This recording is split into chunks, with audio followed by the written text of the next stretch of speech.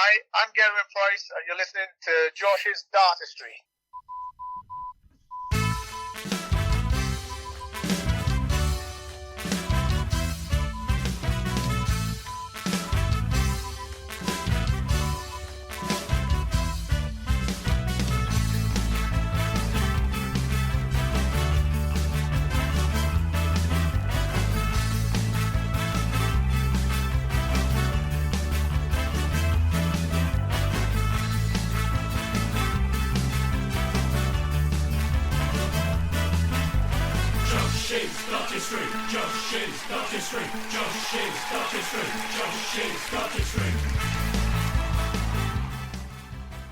Well, hello there, good evening and welcome to episode number 26 of the Josh's Dartistry podcast. Welcome one, welcome all. First things first, I think we should start off with a little bit of an apology. It's obviously been quite a while since we've recorded a show. We've all been really busy. Coronavirus and lockdown have also played its part and impacted our ability to get round the virtual Zoom table and record a show for you guys. But nonetheless, we are here. Obviously, we've got a few bits and pieces to discuss. First and foremost, we will have a good old chat about the recent World Championships and the crowning of Mr. Gerwyn Price. But before we come on to all of that, let me introduce you to the team. Here he is, the man himself, ladies and gentlemen, boys and girls. Pray silence for Mr. Josh Gorton. Good evening, Josh. Good evening, John. How are we, mate? I'm all right. I'm all good. It's good to see you, mate. You have been a busy boy because, listen, not only is your darts content been absolutely superb, both for obviously Sky Sports and the stuff you've been putting on the website, but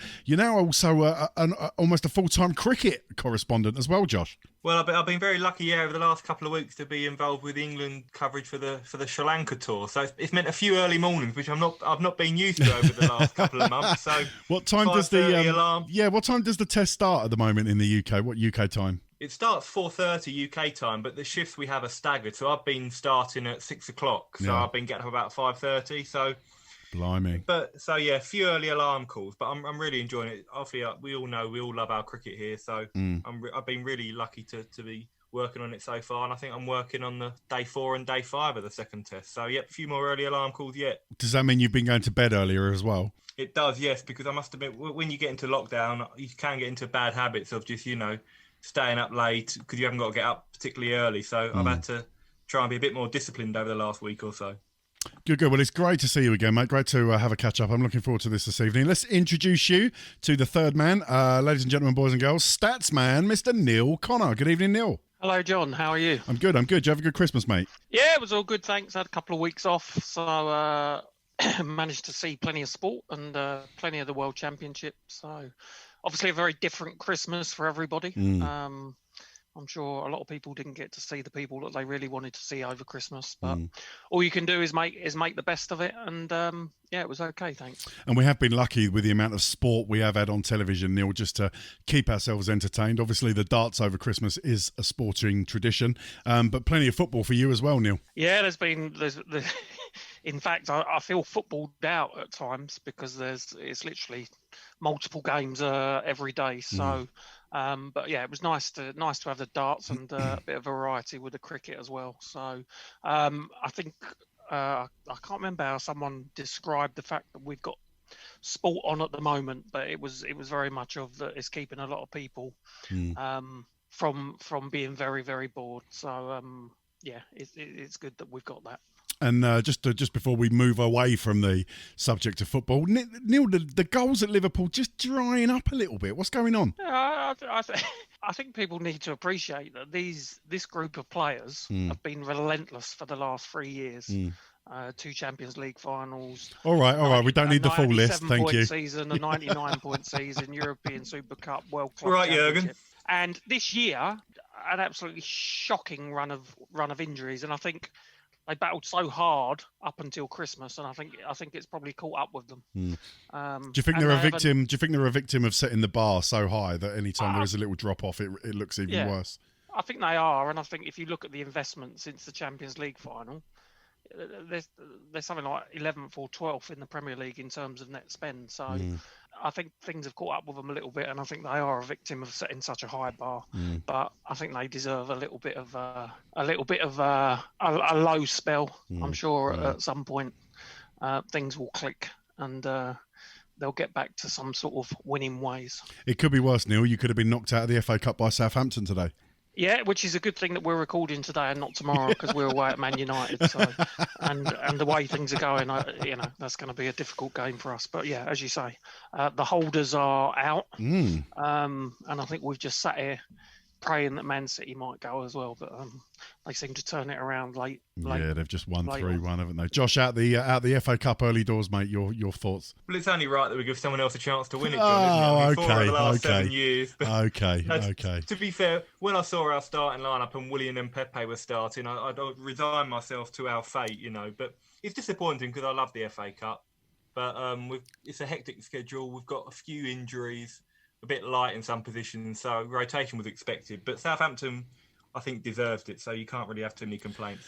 Well, my team, Spurs, we're still in the hunt for all 4 competitions, but we keep getting really bad draws in the Cup, so I consider us to be... It's a dog and duck, isn't it, this week? We're going to get knocked out soon. We've had some tough draws this year. We're playing the cream of the crop in the domestic cups and in Europe, so it won't last forever. Anyway, listen, let's move on. Josh, we've got a packed itinerary that you sent round to all of us earlier. And we're going to start right at the very top, aren't we? We're going to have a quick chat about the World Champs. Yeah, roughly the highlight of the darting calendar, as you kind of referred to earlier, John, a little bit of a different one this year with no crowds in attendance bar the opening night, but it'll still a really interesting couple of weeks of darts. Great standard, great drama. So, yeah, we'll recap on Gerwyn Price becoming the first Welshman to lift the PDC World title. Yes, we will. And not only, Josh, will we recap on Gerwyn Price, you managed to speak to the man himself. I did indeed, yeah. I think he's been inundated with media requests over the last couple of weeks, but I spoke to him early in the week about what it meant to become world champion, world number 1, about his rise, really, considering he's still only relative newcomer in the sport. He was in really good form, quite bullish as well about his hope for 2021. So really good chat with Gerwyn. Good. We look forward to your chat with Gerwyn Price coming up a little bit later. Looking further ahead into the calendar, Josh, I think we'll have a chat about the upcoming Premier League, of course, what that means in terms of the scheduling and the dates, but also obviously the players and who is, and more crucially, who isn't going to be involved. Indeed. I'm sure you and Neil will be delighted to know that there are no contenders in this year's Premier League. Hallelujah! But there's still an element of surprise at the moment because there's still only 9 of the 10 players confirmed. The 10th player we think will be confirmed after the Masters, which is being held next weekend. So we'll still have to find out what happens there, but still no confirmed date for the Premier League yet. I think the PDC are waiting to see what happens with a COVID and whether the restrictions ease and they can have some fans back in the arenas. So still waiting for confirmation on that one. Good. Yeah, look forward to having a chat about that, particularly about who we think the 10th pick should be. We'll come on to that. But, Josh, before we get to the Premier League, at the end of this month, we got the 2021 Masters coming, haven't we? Yeah, it's always an interesting event, the season opener. Usually it's a warm-up for the Premier League, with the Premier League starting a few days after. That's not the case this year, but it's been extended to 24 players. So a lot of players lower down the rankings, the likes of Adrian Lewis, Mensur Suljovic, Mervyn King, perhaps, also players that wouldn't have been in it ordinarily, have got their chance to stake a claim for a Premier League spot. So that should be a good event. Looking forward to that one. Neil, 2 big tournaments for us to look forward to there at the start of the year, and hopefully you'll be bringing us some odds for both tournaments, yeah? Yeah, we can look forward to the Masters and also some earlier Premier League odds. But just bear in mind that obviously there's a 10th player to be named, so the odds will be subject to change. Okay, yes, we look forward to hearing the latest odds. If you've got some cash burning a hole in your pocket, Neil will tell you where you are best off to put it. And then, yeah, Neil, this has been a long time coming. Challenge Josh. Yes. We're going to bring that back this week. We are going to bring it back, and thanks for your message of encouragement earlier. You're very welcome. Was it wipe him out? I don't think I quite used that cleaner language, but yes, the sentiment was there. Yeah. That was the before the watershed version. Yeah. Excellent. Okay, so we look forward to Neil testing Josh's darting knowledge. Josh, also, I think near the end we'll have a little chat about Q School, won't we, as well? Because obviously there'll be a lot of people attending Q School this year and hoping to get their card, and you can give us an update on that. Yeah, we've got over 650 players scheduled to compete. I mean, it's been a bit of a logistical nightmare for the PDC because sometimes you can have over 800, but I think with the COVID restrictions, they're having to limit the amount of players that are in the arena at one time. But it's due to be held from February the 8th to the 17th, and a few changes this year, which we'll discuss, and some big names in attendance. Okay, look forward to that. As ever, at the end of the show, we'll have our Q&A section, Josh's Twitter chatter. We've put a little tweet out and a Facebook message, and we've had some great questions come in this week, so we look forward to answering those. If you have got any questions that you'd like the panel to answer, don't hesitate to drop them our way. You can follow us on social media, Josh's Dartistry on Twitter. That's at Josh's Dartistry. Check out Josh's Facebook page as well. Lots going on there. Check out the website, www.joshsdartistry.com. Some really good articles been going up on there recently as well. Don't forget, you can always check out the show on all the very best podcast providers, whether that's Apple Podcasts, Spotify, Stitcher for you Android users, and we always upload a YouTube version, a video version of the show there. So subscribe to Josh's YouTube channel. Right then, ladies and gentlemen, boys and girls, if we are ready, here we go. Episode number 26, Josh's Dartistry. I feel happy, won't you call me on the telephone? In the morning, won't you call me on the telephone? Call the boys on 07739 738 329. That's 07739 738 329 and leave them a message. Right then, Josh, let's get into the guts of it. Gerwyn Price became the first Welshman to lift the PDC World Championship title. Yes, indeed, John. I think a lot of people would agree that Gerwyn was probably the best player throughout 2020 in terms of consistency. He won the World Grand Prix, the World Cup of Darts, the World Series finals.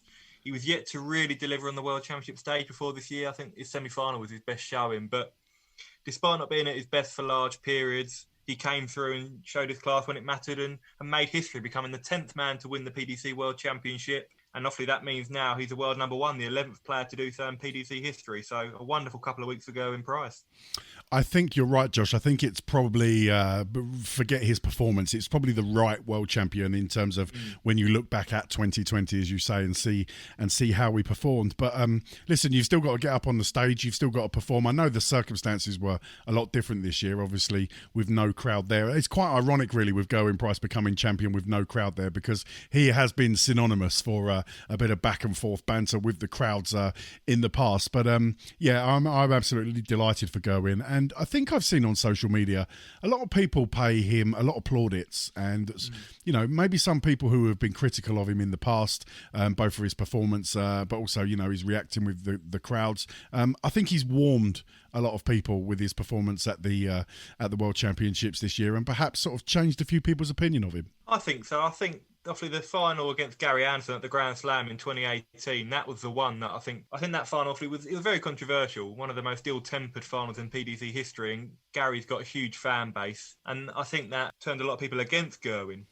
But Gerwyn is a player that thrives on the adrenaline. It's not a personal thing he has against certain players. It's the way he plays. It's how he gets the best out of himself. And it's quite ironic, really, that the game against Anderson in 2018 was the start of his breakthrough, his first PDC title, major title. And exactly the win against Gary now in the 2021 World Championship final that makes him become world number one. It's almost full circle, really, for Gerwyn. But yeah, I'm really pleased for him.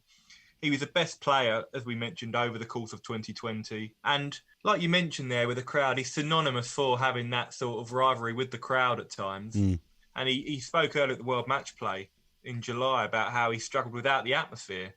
But he did concede when he spoke to me and when he spoke to the PDC and other media organisations that maybe the no crowd helped him. Because particularly in a lot of games he was embroiled in last leg deciders, last set deciders, we all know the crowd have a massive influence on proceedings. And if it had got very tight with the crowd in attendance, they could have had a big influence. So it might have been a blessing in disguise for Gerwyn. Neil, as a Liverpool fan, you are best placed to discuss winning major accolades in empty stadiums. How did you view Gerwyn Price's win? I thought when you started the Liverpool thing, you were going to talk about mentality monsters. And I think, you know, we have to put Gerwyn in that bracket. It's a different environment. We've discussed before with him that the crowd and the atmosphere sometimes I think works in his favour because it gets him pumped up, but sometimes we felt that he got detracted by that at times. But I think it's almost become the norm, hasn't it? I mean, in the final 6 months of 2020 and now the start of 2021, these sportsmen have been playing behind closed doors, other than for the few weeks where we were lucky to get people into football stadiums, and at the darts, I think we got one night at Ali Pali where we were allowed the crowd in. So I think it's become the norm, and where they may have used that in the past to get themselves pumped up, maybe they're looking at different ways to get themselves pumped up. They all seemed very pumped up. There was a lot of noise being made from the stage and bellowing. Do I think it impacted the result? No, because I think it's become the norm, sadly. I was very pleased to see them actually go ahead with listen, they've probably got a contract to have Ali Pali as the venue anyway, but we have seen other tournaments, Josh, move to slightly smaller venues because they couldn't get the crowd in. But I'm pleased it went ahead in Ali Pali. It's obviously a historic place and linked and synonymous with the PDC World Championship now, particularly since they moved away from the Circus Tavern. I'm just pleased they managed to do it in that venue and didn't have a sort of very stripped down smaller World Championship, Josh. Yeah, absolutely. I feel a little bit for some of the debutants who didn't get to experience that Ali Pali factor with the crowd. But you're right in what you say about, I think the Ali Pali gives the World Championship identity. There's nothing against Milton Keynes, for example, or Coventry, where they've had a lot of events like the Grand Prix, the Grand Slam. The World Championship is just synonymous with the Ali Pali. And I think if it was held, like say, in Milton Keynes or Coventry, where they've had a lot of tournaments, it wouldn't really have felt like a unique, it could have been any other event. Yeah. I think it was really important for the players that were competing. I know Gary Anderson said it felt like the World Championship because it was played at Alexandra Palace. So full credit to the PDC, because I know it was a logistical nightmare to get everything ready. And to be fair, they put everything in place to adhere to the COVID restrictions in terms of having a crowd in. Unfortunately, that couldn't be the case due to the rise in cases, but it was still a great event. And I think the viewing figures were off the scale. I think worldwide there was huge numbers in Germany because of the success of Gabriel Clemens, in Belgium with Dimitri van den Berg, and even on Sky Sports, I think we had over 1 million people tuning in for the final. So it was a really well-received event. And full credit goes to the players, the officials, and all those behind the scenes. Yeah, well done to the PDC for still managing to put on a fantastic tournament despite the COVID restrictions. Josh, let's put Price's performance under the microscope a little bit. Talk me through his route to the title. Well, it was really interesting because he didn't do it the easy way. He was embroiled in a lot of close matches, and I think in each match he showed various qualities. The first game against Jamie Lewis, his fellow Welshman, he could have easily gone out. He was really abject in the first set, and even in the last set, it was two sets all, and I think Jamie Lewis bust a 68 finish to go 1-0 up in that set. Who knows, if he takes that out, he could win the match, and Gerwyn Price could be out in the opening round. But he came through that 3-2. Then he played Brendan Dolan, a resurgent Brendan Dolan, it's got to be said, in the third round, his second match. And that went all the way to a deciding leg. And Dolan matched him dart for dart. Both averaged over 99. They were both sat on the same finish in their last leg, but Price kept his cool, finished really, really well to prevail 4-3. His most comfortable win really came against Mervyn King in the last 16, and many were tipping King to beat him because Mervyn, in the previous round, had whitewashed Jose de Souza, the Grand Slam champion, 4-0 with 105 average. Yeah. But Gerwyn was very professional, 4-1 win, never really unduly troubled. Daryl Gurney was his quarter-final opponent. Daryl had been in pretty woeful form coming into the World Championships, but played really well at Ali Pali. Great to see him back playing like he can. Again, Gerwyn started off well, but then became embroiled in a little bit of a battle. I think he was 4-2 up. Daryl pulled it back to 4-4.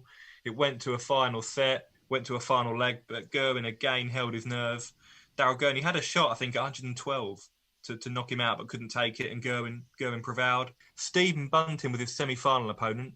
A wonderful run for Bunting, his best on the World Championship stage in the PDC. He was playing the game of his life at 1.31 up, but Gerwyn Price finished incredibly well. 8 ton-plus checkouts, equaling the Ali Pali record. He was hitting double 10 like there's no tomorrow to prevail 6-4 in the end. And that then set up the final against Gary Anderson, where I think we all expected a really close encounter, but it was just from the outset, Gerwyn dominated, really. He nicked the opening set, Gary level, but from then on it was one-way traffic. He had it was more than a slight wobble. I think he missed 11 match darts. It was incredible, really, having finished so impeccably well throughout the game. I think the magnitude of the occasion got to him slightly, but he had such a big lead, it wasn't particularly an issue. I think he was 6-2 up. Gary threatened a mini fight back, but Gerwyn ran out a 7-3 winner. And even after missing 11 match darts, he still boasted, I think, 48% on the doubles, which is just indicative of how well he finished throughout the match, particularly in the early stages. I think he had 14 successive hits at double top.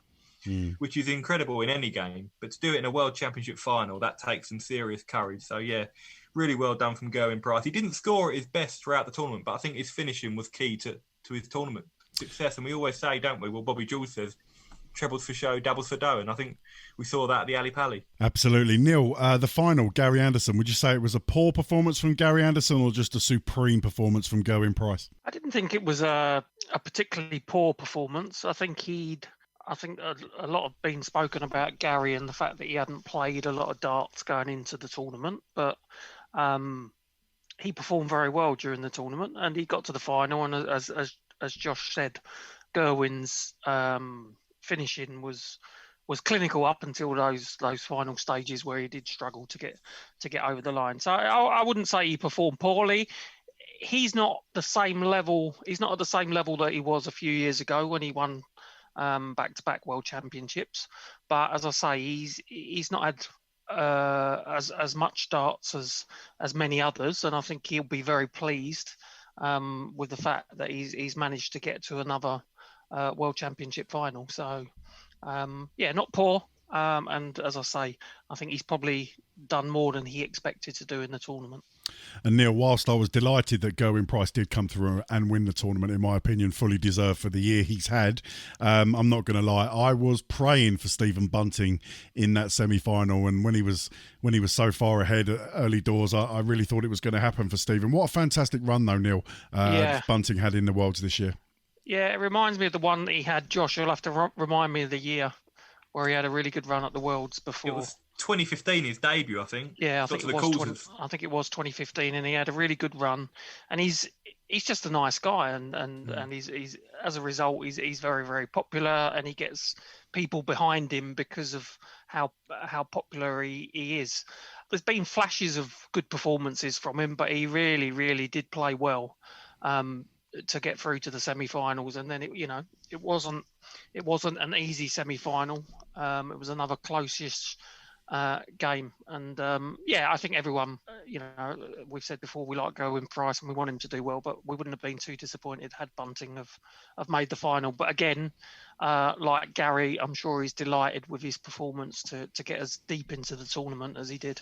Yeah, Josh, there was an interview during the rounds during the Worlds where, when Stephen was performing well, and he was saying that he'd considered quitting it 18 months ago because he was having a bit of a tough time of it, and he must be really pleased with his performance to get to the semi-finals and feel a little bit reinvigorated going forward. Absolutely. It's been well documented that Stephen, I think he visited a sports psychologist about 2 or 3 years ago. He was really struggling, going to Pro Tour events, and he said he didn't believe he was going to win a game. So it must be so soul-destroying for a player of his ability. But as Neil said, he's shown glimpses. He got to a semi-final last year, I think, on the TV. He's had some great performances, individual matches, but he's not really been able to sustain it over the course of a tournament. But he did that at the Worlds, beat James Wade in a really competitive game, then beat Ryan Searle, Christopher Tashke, played some great darts against Gerwyn Price. He couldn't have done any more, in all honesty. You just have to take your hat off to Gerwyn. But yeah, massive positive for Stephen Bunting, because it's not been an easy year for him.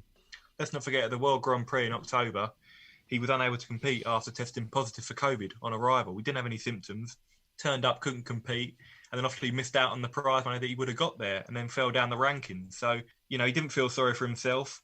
He made the best out of a bad situation. He's come back now firing, and he's back on the verge of the top 16. I think he's 17th in the world now. So, massive positive for him looking ahead to 2021. Let's have a look at a few other talking points from the Worlds. I want to begin, I know we've spoken about his performance in the final, but I do want to begin with Gary Anderson. Bit of a double-edged sword, really, for me. Cementing his legend in the game. I mean, you don't reach a fifth World final without being one of the very, very great players. And obviously, Gary is a previous winner, and we have to take our hat off and salute Gary's performance for, as I say, to get into a fifth final. But, let's counter that with the talk of Tablegate, the interview he did after the game with Mensah, complaining about the speed of play and the darts. It was a topsy-turvy Worlds for Gary Anderson, Josh. Yeah, I mean, we always say Gary is a better player when he's angry. He needs something to fire himself up because he is such an easygoing character at times. For a man of his success, it's almost remarkable. He often says he just enjoys playing darts, and he says he almost treats it as a hobby. but he sometimes needs that fuel, that fire in his belly. And I think he got that with Mensah Silovic. He just seemed so antagonised by Mensah slowing the game down. And we know Mensah can be quite methodical, but I didn't see it coming because they played at the match play final 2018, and they get on pretty well, Gary and Mensah. So I didn't see any potential needle in this game at all. But he was taking extremely long, Mensah, to throw, I think 23 seconds at one point. And it's not a particularly good spectacle, let's be honest, as a darts fan. And it must be very frustrating to play against. But it is within the rules. And yeah, obviously Gary wasn't too happy with some comments made by the Sky punditry team. I think he misconstrued a few comments. I think Rod Harrington criticised him for his attitude, and he wasn't too happy with that. And I think he called poor old Wayne Marder, he called Wayne a numpty. I think Wayne had said basically that Gary's given the game away by complaining about players slowing the game down. He said people are just he's invited them to do that. Whereas I think Gary almost construed Wayne's comments as encouraging people to slow him down. So that's a bit of a miscommunication. But yeah, he was angry throughout the tournament, Gary. But you have to take the positive with his performances. I think he was scheduled to be about 20th in the world if he had an early exit here at Alexandra Palace. And given his inconsistency, I thought that was a possibility this year. So staring down the barrel of losing his top 16 place, he's now back in the world's top 8. He's confirmed, that he's still got the game. He said he wasn't at his best, but he still reached a World Championship final. He reached a World Match Play final in July, the Premier League semi-finals in October. So for a player out of form, he's not done too badly, is he? Neil, it's not the first time I've heard Gary talking about walking away from the game for various reasons. Is Gary not long with us in the darting world for much longer, or no? Do you I see think there's him? been. I think there's, and Josh, you tell me if you disagree. I think there's been a change in his attitude, and I think he had considered walking away, and I think I heard him in an interview say that he's here to stay for some time yet. So there seems to be more hunger from what I can see, and that may be due to the fact that he's not played as much as he has done in the past. So I think he's hungry. He seems to be getting wound up over certain things, but that seems to be bringing out the best in him. So I think there's going to be more titles for Gary going forward, and I think he'll be around for some time to come. Okay, moving on. Gentlemen, this show is almost 25 minutes old, and we have not mentioned the words Michael van Gerwen yet. MVG, Josh, obviously loses his world #1 status, and although still a very, very good player, Josh, let's be honest, not the world championships that van Gerwen was hoping for. No, not at all. And I must admit, I couldn't believe what I was seeing in that quarter-final game against Dave Chisnell. After Michael won the Players' Championship finals before the Worlds, I thought that was the tonic he needed to really get back to his best. And to be fair, in the early rounds, he was just superb. 108 plus average against Ryan Murray, over 106 against Ricky Evans. Played that amazing game against Joe Cullen, the game of the tournament in the last 16. But against Dave Chisnell, Michael, yes, didn't play his best. He was quite well below par, but Chizzy, just a game of his life, wasn't it? I think he'd lost 27 games on the trot against Michael. Hadn't beaten him on TV for 7 years. And he goes out and averages over 107, hammers in absolute multitude of 180s. And yeah, it was just one of the best performances I think I've ever seen on the World Championship stage. So it's hard to criticise Michael too much, because I think that performance from Dave would have beaten any other player. But I think the manner of the defeat from Michael would have been a little bit alarming, because he just didn't have anything really against it. Neil, we love a shock and an upset of the Worlds, and I think they didn't come much bigger than Chizzy beating MVG, did they? They didn't. I felt that Chizzy had been playing well, and my fear was that when he did get himself in front, and he was terrific the way he got himself going in that match, that he may get a bit jittery and Michael would reel him back in, but he was just relentless. He just kept going and going and going. And for me, as I say, it was more of a continuation of the good form that he'd shown earlier. And I think now he's kind of got that thing where it isn't 27, 28 games that he's lost consecutively to Van Gerwen. So it'll be interesting to see if he can kick on. As always, though, after such a big, getting yourself up for a big victory, it's then very, very difficult to go and do that again in the next round. So a big win, but something that if Chizzy's going to progress and win these type of titles, that needs to become a more regular standard of performance. Well, I'm pretty confident we will be mentioning Dave Chisnall's name again shortly, especially when we come to discuss this year's Premier League. But let's move on. An early exit, Josh, for defending champion Peter Wright. Yeah, I feel for Peter a bit because he's worked so hard over the best part, 2 decades now, becoming world champion, achieving his dream.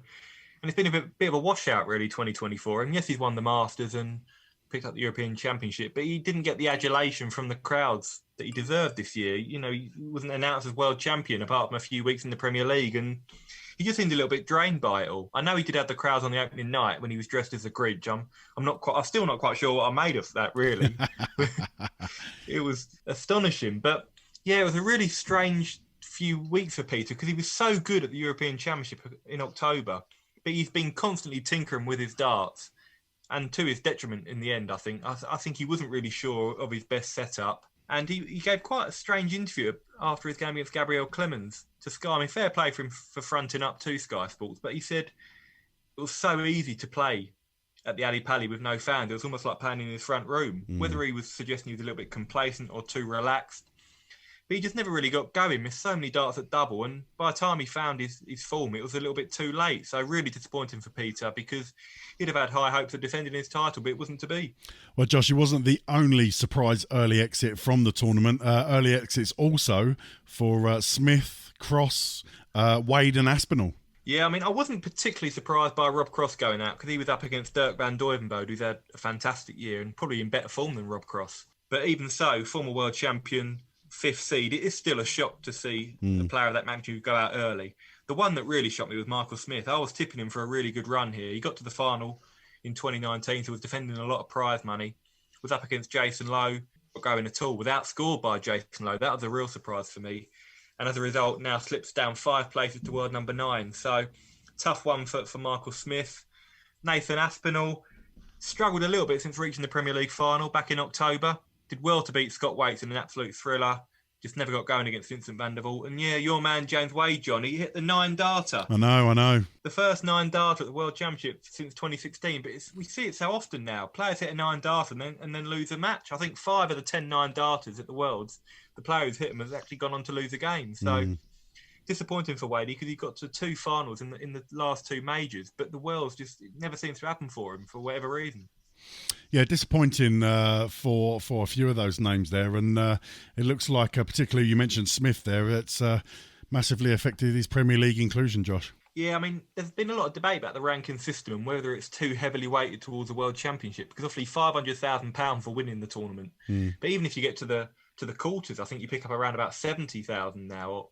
It is very heavily weighted. I think you can salvage a poor season by a good run at the World Championship. But also caveat that, if you do well in a couple of years, you've got to defend a lot of prize money. So it's difficult for Michael Smith because we say so often he's got all the tools, he's got the ability, he's got the technique. It's just that mentality of being out across the finishing line. He's been in 5 finals. He'd had match darts in 2 of them. So he's very, very close. But until he wins that elusive major, there will be question marks about his pedigree and whether he can go all the way. Neil, I just want to come on to Rob Cross with you. You've been a big advocate for Rob, especially when he won his world title and then didn't have the greatest 12 months after it. And a lot of flack and criticism coming his way, calling him a one-hit wonder. And you were very quick to defend him and say, look, the ability is there and he will come good again. But yeah, an early exit for Rob Cross. How do you see him reacting in 2021? He needs to get back to the levels that he was playing at when he won the World Championship if he wants to be at the very top of the game again.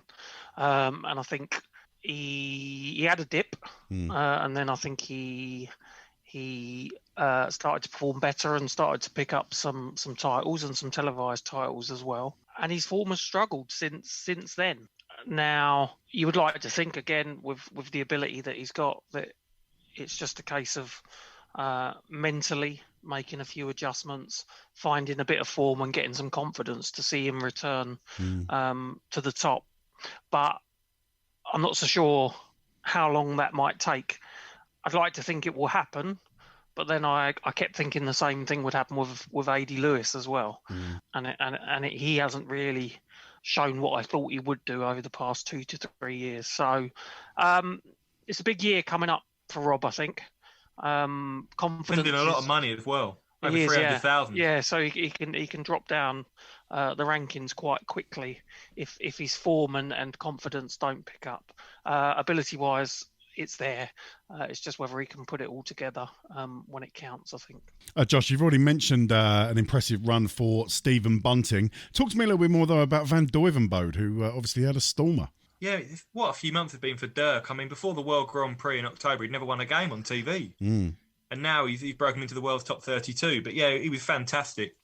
I think his only previous World Champion appearance was just a nightmare for him. I think in 2016 he played Barney. I don't want to mention it, but it was quite infamous. but you will anyway.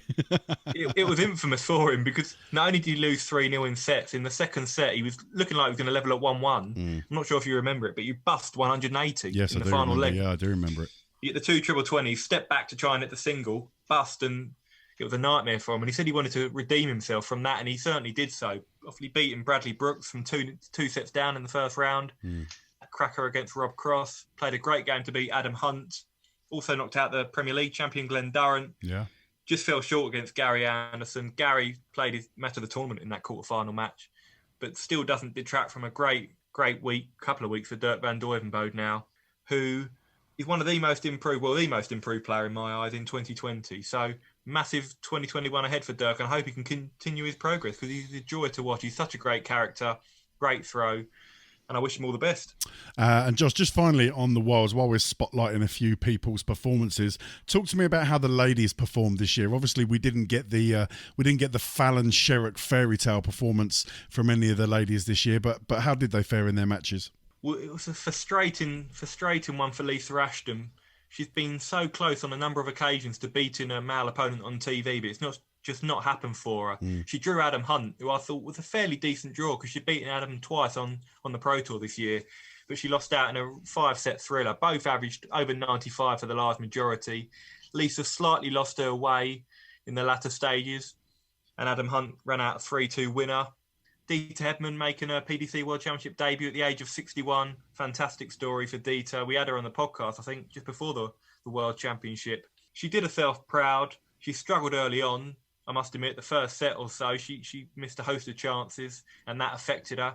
She came back well to win the third set and register a set on the board, but she was up against a man in Andy Bolton who found a decent bit of form in the latter stages of the year, and Andy was a comfortable 3-1 winner. But I'm really pleased for Dita that she was able to experience the Ali Pali, even though there wasn't a crowd in attendance. For Lisa, she's made great strides in 2020, but she just needs to register a big win on TV now against a male opponent. She's done it on the Pro Tour, beaten Rob Cross and Michael Smith, but yet to do it on the biggest stage. Okay, well, there you go. There's Josh's World Championship roundup for you. Many congratulations, not just to Gerwyn Price for winning, but to the PDC, I think, for managing to put on an absolutely fantastic tournament under tough conditions. And let's see what 2021 brings Gerwyn Price.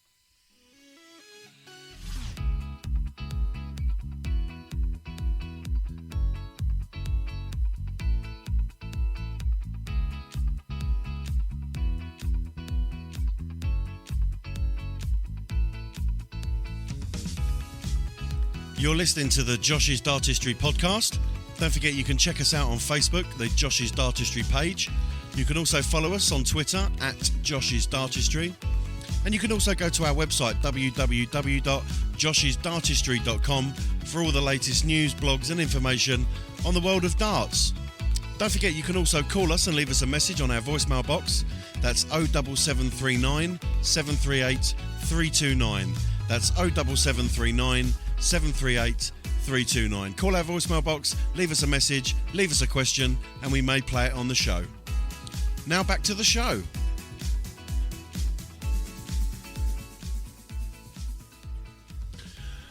Okay, welcome back. As we mentioned at the top of the show, Josh, you managed to catch up with Gerwyn Price and interview the man himself. How did that go? Yeah, really enjoyed the chat with Gerwyn. He was in fine form, as you'd expect, after lifting the Sid Waddell Trophy and pocketing £500,000. Who wouldn't be, John? Josh's Dartistry, Josh's Dartistry, Josh's Dartistry, Josh's Dartistry. Well, guys, I'm delighted here to be joined by the newly crowned world champion and world number one Gerwyn Price. Gerwyn, many thanks for joining me, mate. That's no worries at all, bud. It's been a whirlwind few weeks for you, Gerwyn. Just over 2 weeks now since you lifted the World Championship title. Have you had the chance to reflect on what you've achieved, not just at the Worlds, but over the last 18 months, 2 years or so? Yeah, obviously the last 2 weeks I've tried to keep myself busy, and I've had a few interviews and obviously different things that I've been doing, but I'm just trying to keep myself busy and forget about darts a little bit. As mad as it seems, I like to just do other things and not think about darts too much, and I don't think it's really sunk in yet that obviously I've won the Worlds, but it just hasn't sunk in. I think by the time that I have away now and sat in the room doing nothing, I think that's when it'll start to sink in, I think. You broke so many records at Ali Pali, including becoming the first Welshman to lift the PDC World title. That must be an incredibly proud moment for you. Yeah, definitely. I was obviously early on in the year as well, when me and Johnny won the World Cup. We were the first ones to win that. Yeah, it's a great achievement and something that will be in the record books forever. But it's not just about that. It's about me just becoming the first world champion for myself, and the torrid time I've had over the last couple of years. And yeah, I just feel really proud of myself to reach the achievements I have, and to do it with all the crowd on my back, and for doing it, and it's been as difficult as it is. And it's not just the World Championship as well, it's also becoming the 11th player in PDC history to become the world number one. What does it mean to you to become world number one? And was it on your mind during the World Championship, particularly when Michael went out in the quarterfinals? Yeah, to be honest with you, it didn't really matter what Michael did. As long as I got to the final and I won, then that was always going to be the outcome. Him going out early and Michael and Peter going out early, sort of give me an extra boost to go on and win it. But I was always confident I was going to get to the final and give it a go. I thought I would play Michael in the final, and yeah, I was hoping for that, and I was hoping to beat him and take the spot off him as well. You didn't do it the easy way though at Ali Pali. I mean, the first round was against Jamie Lewis, that went to a deciding set. You had last leg deciders against Brendan Dolan and Daryl Gurney, and the game against Steve and Bunting in the semis was brilliant. But you seem to produce your best darts when you're under the most pressure, which must have given you great confidence. Yeah, well, that's it. I always speak to my mate John, and he's like, God, I don't know what it is. The worse player you play, the worse you play. As soon as someone starts banging in 140s, 180s and checkouts, then I seem to play a bit better. Absolutely. But looking back on the final against Gary, for the first 8 sets you were incredible. I think you had a set average in one of them of about 136. But what was going through your head when you missed those group of match darts, I think, in the 9th set? Was there a part of you thinking, surely not now, please no? No, I never thought I was going to lose. I think it was 6-2 up and 6-3 up.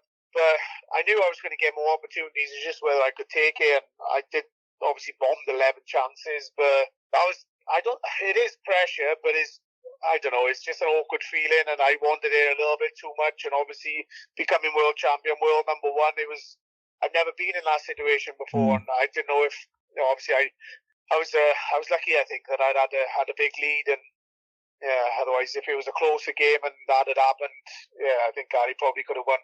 Over the last, since March now, we've had darts behind closed doors. And I remember when you went out at the World Match Play, you said you'd struggled a bit with the lack of atmosphere and the lack of adrenaline. But since then, you've turned it around brilliantly at winning the World Grand Prix, the World Cup and now the World. So how did you adapt your game to deal with no crowds?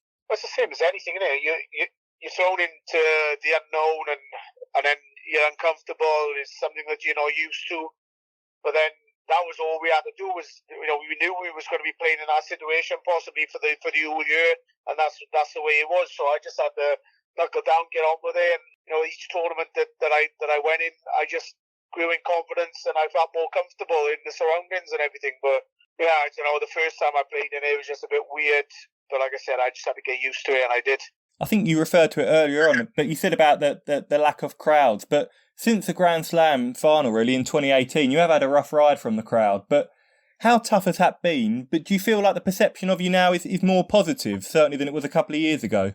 Yeah, I definitely from like 2018 to now, people sort of look at me from a different angle and think that I'm not what they first thought. But like I said, I've always been the same player, and I'll always be the same player. And now that I've become world champion, world number one, and hopefully when the crowds do come back, then they ain't as bad as what they were when they before the lockdown. Yes, fingers crossed for sure. But given your rugby background and the fact that you're an athlete that keeps yourself in shape, do you think that your world title win could perhaps change the image of darts for the better? Yeah, well, it possibly could, but I know the youngsters that are coming through now, they're all pretty keen and probably going to be looking after themselves, and whether people thought of dart players in a different way over the years.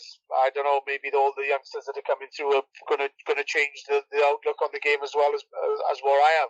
And it sounds strange to say, given you've been at the top of the game for the last couple of years, but you are still quite a relative newcomer to darts, having only won your tour card in 2014. And I know you said it was Barry Bates that kind of persuaded you to enter Q School, but when you did that 7 years ago, could you ever have imagined becoming world champion and world number one like you are now? Not for the first 2 or 3 years, maybe, of my career after I'd won my tour card, but then as I started to creep up the rankings and top 32, top 16, then I started to believe that this is possible.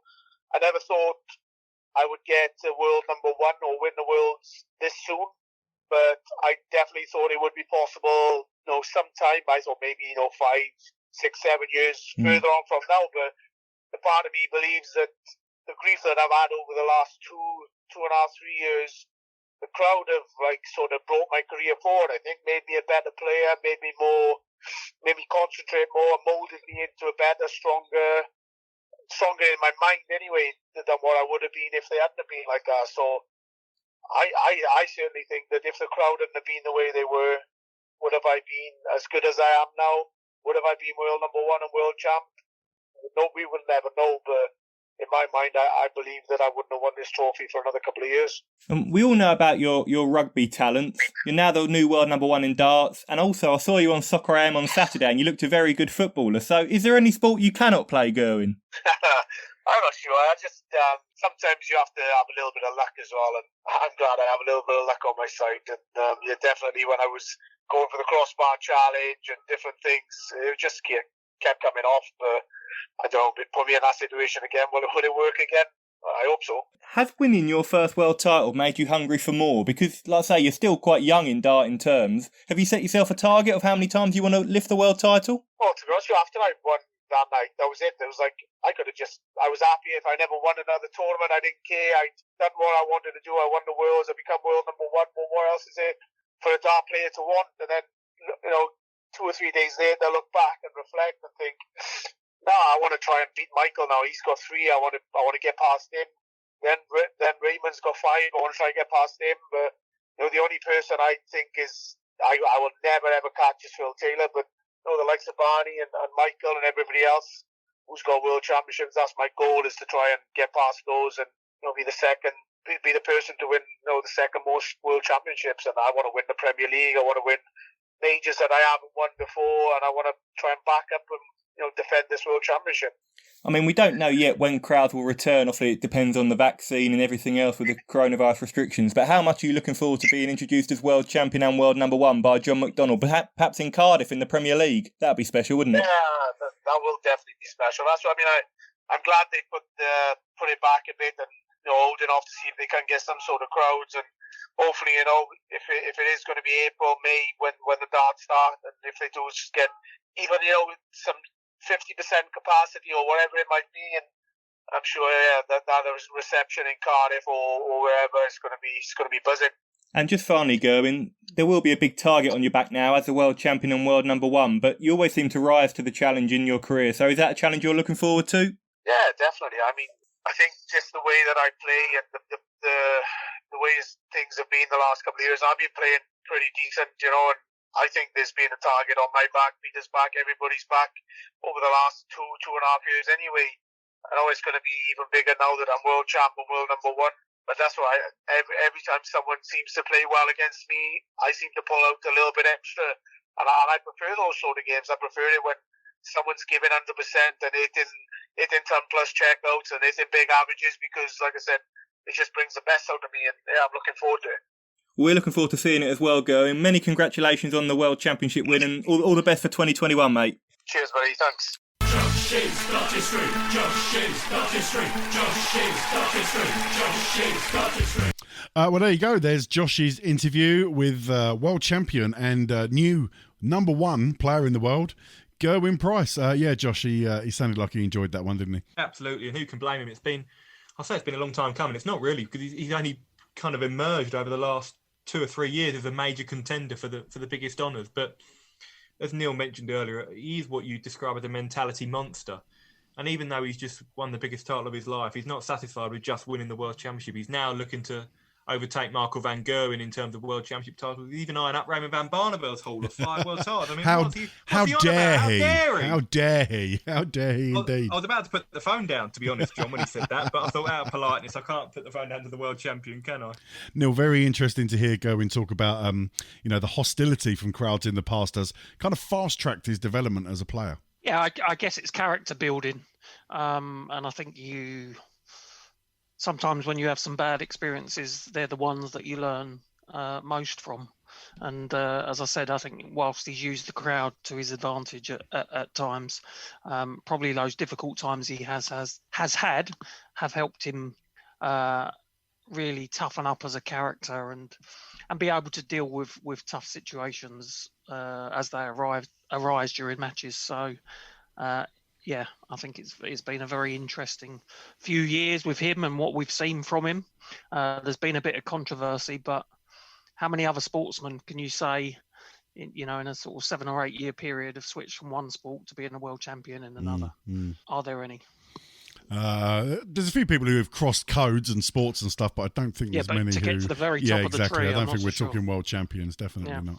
Not a bad footballer either, by all accounts, judging by his appearance on Soccer AM. Looking at him on Soccer AM, he was very good. I think he's just one of those blokes that whatever he does, he picks up.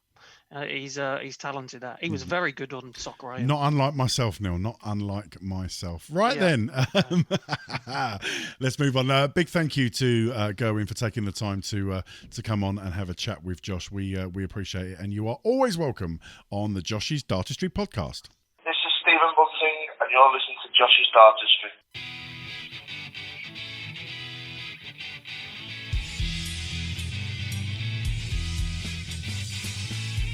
You're listening to Josh's Dartistry.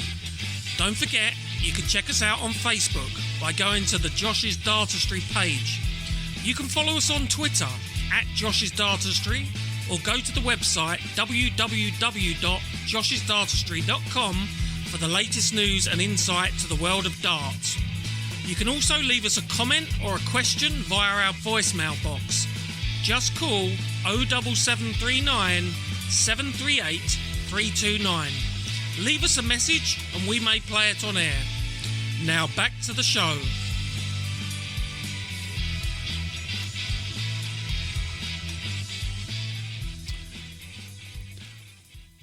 This is Martin Adams, and you're listening to Josh's Dartistry. Okay, welcome back. Josh, one of the things that we all look forward to during the World Championships, not just crowning a new champion, but also finding out who the Premier League players are going to be this year. It's always met with excitement from the darting crowd, and this year proved no different. Absolutely. I mean, speculation wasn't as rife until the last few days because there was still a bit of uncertainty about whether it will be announced or not and when the season will be starting. But I think because it's an invitational tournament, it always opens the possibility for some surprise inclusions. And yeah, this year was no different in terms of the speculation. But the 9 players confirmed for this year's tournament, I think, all picked themselves, really. They all deserved their spots. We had a host of new winners. A couple of new debutants have now been selected for the Premier League. And as we mentioned earlier, no contenders this year, which I think is the right decision because it served its purpose in a way. It brought through a new breed, new conveyor belt of talent, some of whom are now in the Premier League as full-time players. But I think it's time, given the amount of top players around now who are competing for major honours, I think it's time to reintroduce a 10-player format again. Neil, yeah, the contenders/challengers is no more. Listen, I know I was critical of it, and I know you were in the past, but I do applaud the PDC for trying something different. A change is as good as a rest, as they say, and nothing ventured, nothing gained. If they hadn't tried it out, they would have never known. Listen, it was probably successful. As Neil said, probably introduced some lesser players onto getting some big stage experience. But yeah, not going to lie, glad it's back to its original format, Neil. Yeah, I am. As I say, for me, it wasn't a level playing field having the contenders, and yeah, there were some memorable moments with them coming in. But yeah, I'm much happier with a more standard format where it is a level playing field, and you could have played a contender that was in great form one week and played someone who was bang out of form the next week. So. Yeah, I think it needed to go. I think with the COVID situation, there's no guarantee that you're going to get crowds. Obviously, when the contenders were playing, a lot of it was aimed at the local arena that they were playing at in that evening as to who was selected as the contender. So like when we had John Henderson in Scotland, it was magnificent. But that ship has now sailed and we should get back to some normality. Okay, so we've got Price, obviously, Van Gerwen, Wright, Cross, Anderson, Aspinall, Vandenberg, Durrant and De Souza. Obviously, as Josh, as you mentioned there, the 10th pick is still yet to be decided. I've got my thoughts. I'm sure Neil has as well. But let's have a look at what Josh Gorton thinks first. Ooh, well, you know I like to sit on the fence, don't you? I don't think Raymond van Barneveld qualifies, Josh. Joking aside,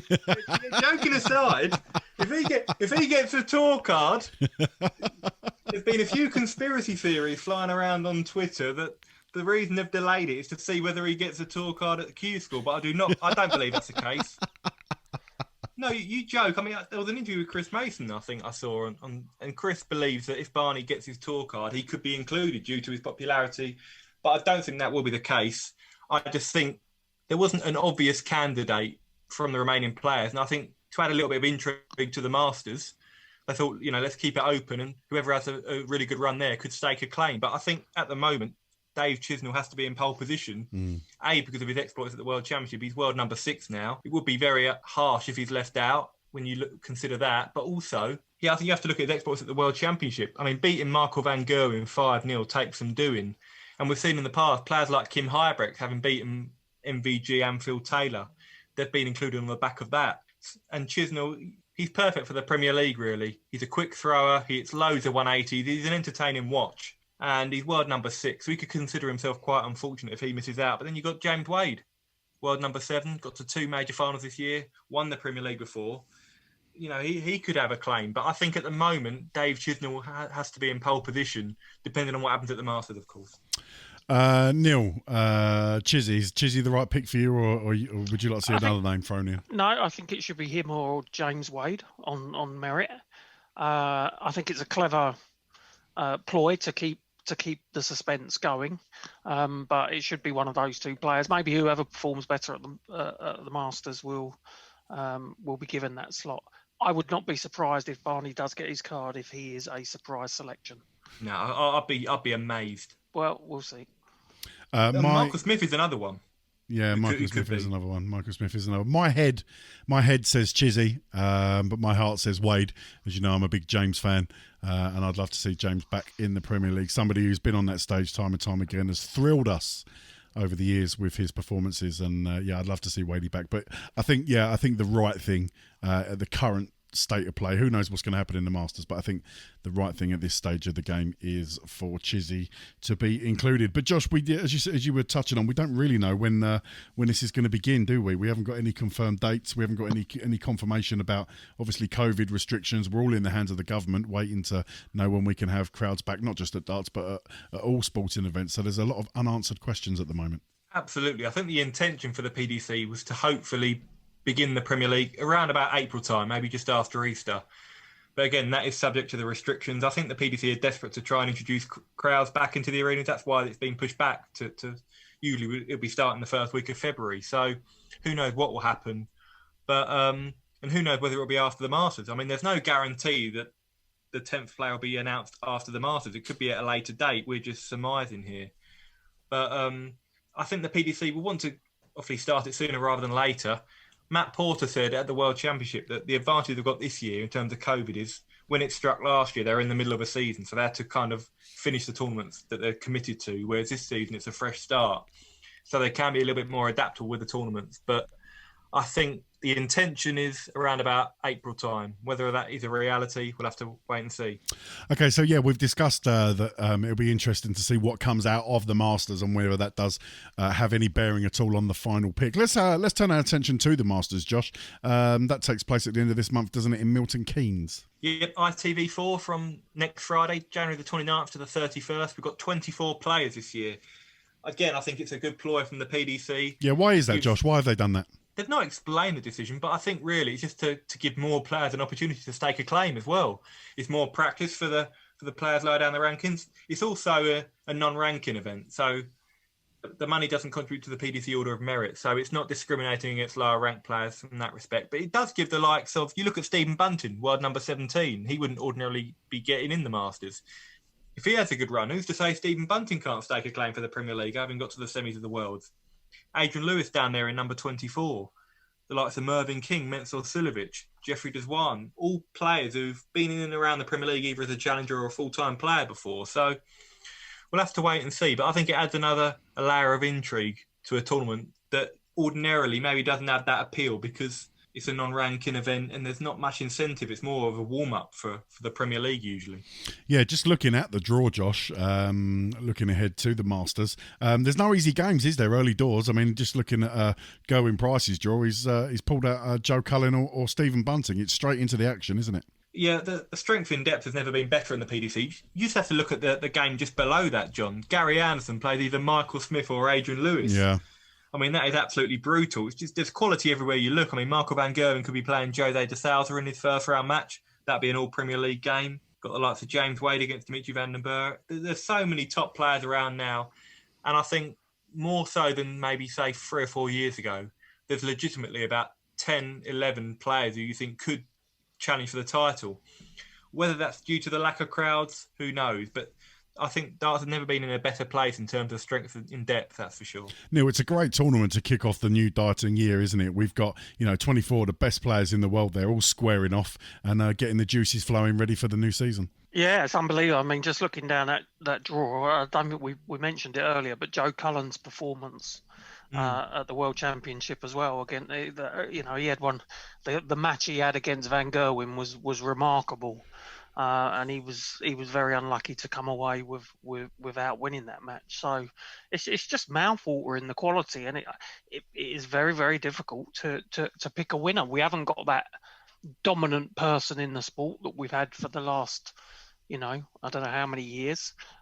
Yes, we've got players like Gerwyn Price who seem to be going from strength to strength, but we've got the likes of Van Gerwen and Peter Wright that are going to want to bounce back. So picking a winner is a tricky thing to do now.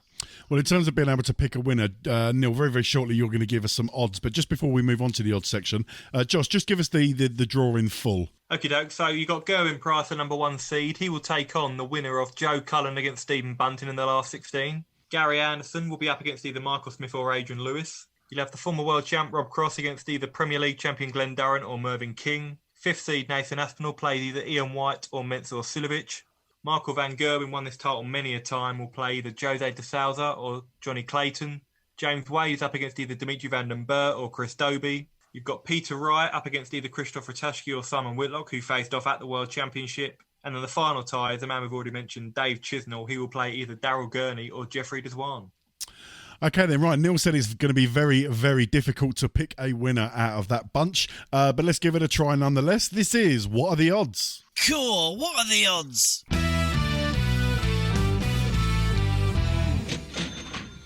Right then, ladies and gentlemen, let me hand you over to a resident odds checker, Mr. Neil Connor. Thank you, John. So we'll nip over to Sky Bet to have a look at next week's Masters. So who do you guys think is favourite based on the recent history of the game? Michael van Gerwen. Oh, yep. Okay, you would both be right. Michael van Gerwen with Sky Bet is 5-2 favourite to win the tournament. But as I said on the last episode, who can remember the last time that Van Gerwen was odds against, let alone 5-2? We're very used to him being odds on. Although we've got a new champion and we've got a world champion and a new number 1, I think it's going to take a lot more than that. Poor performances, not poor performances, but Van Gerwen not winning titles consistently, and other players coming to the fore. I think it's going to take a lot more of that before we see MVG unseated as a regular favourite in these tournaments. Yeah, I would agree. I think if people were to ask you who is the best darts player in the world, I think the majority of people would still say Michael van Gerwen, and it's going to be some time before people don't say that. But as you rightly say, he is the favourite. He is 5-2. Gerwyn Price, he was 11-4, but he's now been price boosted to 3-1.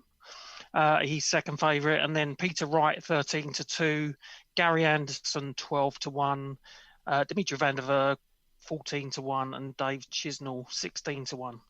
If you're looking for an outsider, you're into people like Christopher Stashki, Joe Cullen, Mensur Sulovic, 50-1, Adrian Lewis, 150-1, and Jeffrey Deswan and Johnny Clayton, 150-1. So what about Mervyn King, Neil? Because he showed some real form. He got to the Players' Championship final, didn't he? Yeah, Mervyn King has run into a good piece of form. He's 33-1, so maybe a decent outside bet on Merv. I think Gary Anderson is a very good bet.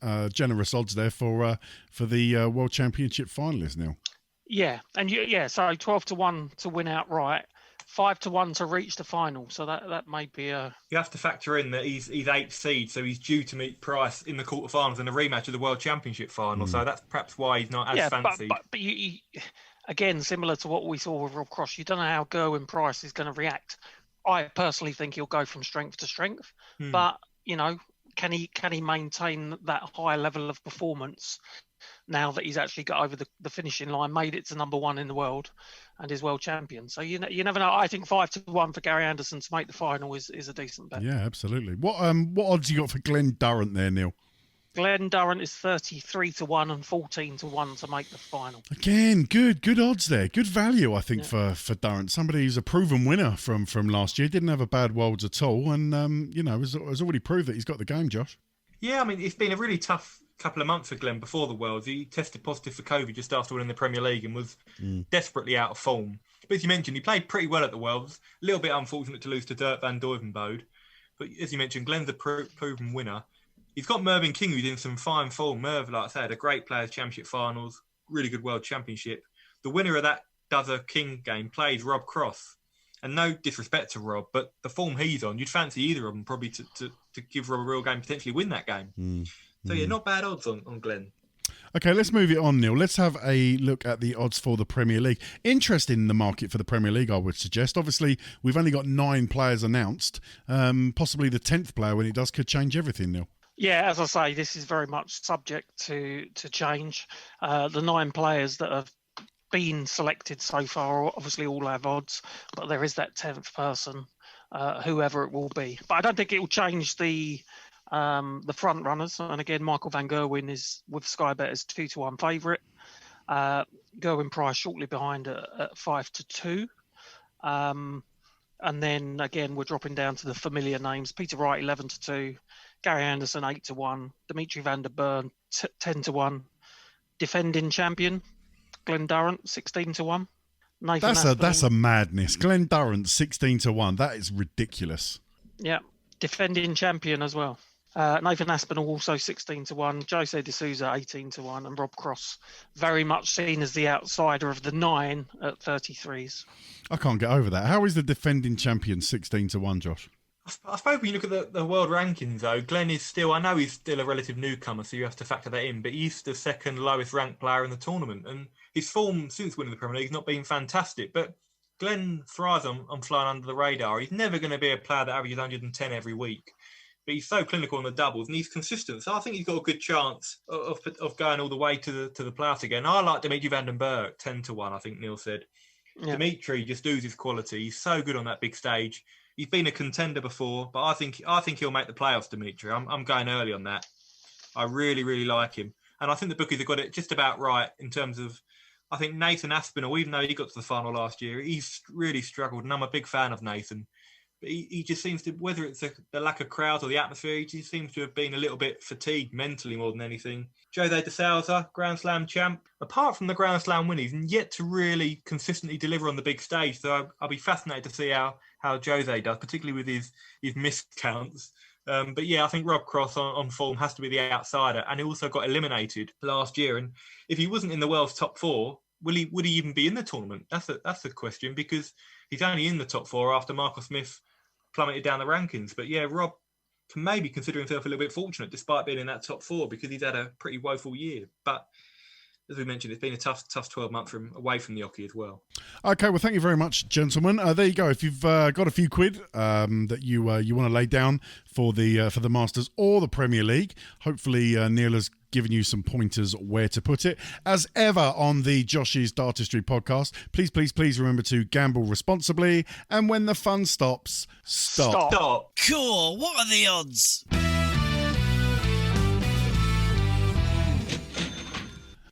Okay then, welcome back. Now then, it's time for the hotly anticipated return of Challenge Josh.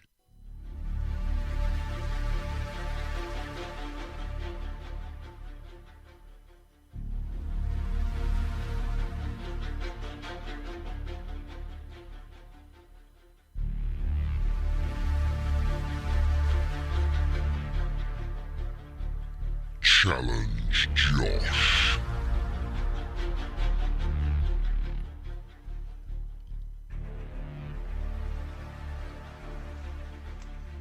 Okay then, JDP fans, you know the drill. It's 15 questions to Josh from Neil on a subject of Neil's choosing. So, without further ado, let me hand you over to resident quizmaster, Mr. Neil Connor. Josh, have you got any idea what this might be about today? Not at all, to be honest. No. I'm going to have a guess at the life and times of Willian. Oh, let's not get him started on that. I will refrain from competing in that, and I'll just... I might say something I regret. I thought, based on his exploits at the World Championships and to mark an excellent few years in the darting world, we would have a Gerwyn Price special today. Oh, Gerwyn Price special. What are you thinking, Josh? Ooh, well, I don't want to let him down after I've just interviewed him, so we'll see. I think you'll be all right. Okay. And you can't make your normal complaint that you weren't alive when I ask you some of these questions, because that's what normally happens. Okay, Josh, have you got a pen and paper at the ready? Actually have this time, yeah. Good. No Googling, of course. We are on Zoom as ever, as we're not allowed to meet in person. We are respecting the social distancing rules. But yes, ladies and gentlemen, boys and girls, if you are ready, let's start our engines. And here we go with question number 1. Okay, nice easy one to start with. Where was Gerwyn born? Wales. Do you need more specific than that? I would like the village, please. Markham.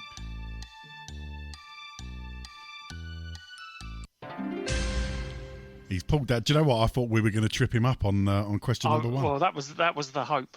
Markham. Yeah, nice easy one. What village was he born? No, hang on. I didn't say. Sometimes I will tell you that we're going to start with the easier ones and they're going to get gradually harder. Today it's a real mixed bag, but that's just to try and add to the suspense. Exactly. Question 2. What number house did Gerwyn? Can you give me the postcode for Markham, please? Okay, let's move on. Well done. Yeah, good start. Let's move on to question number 2. Okay. In which year was Gerwyn born?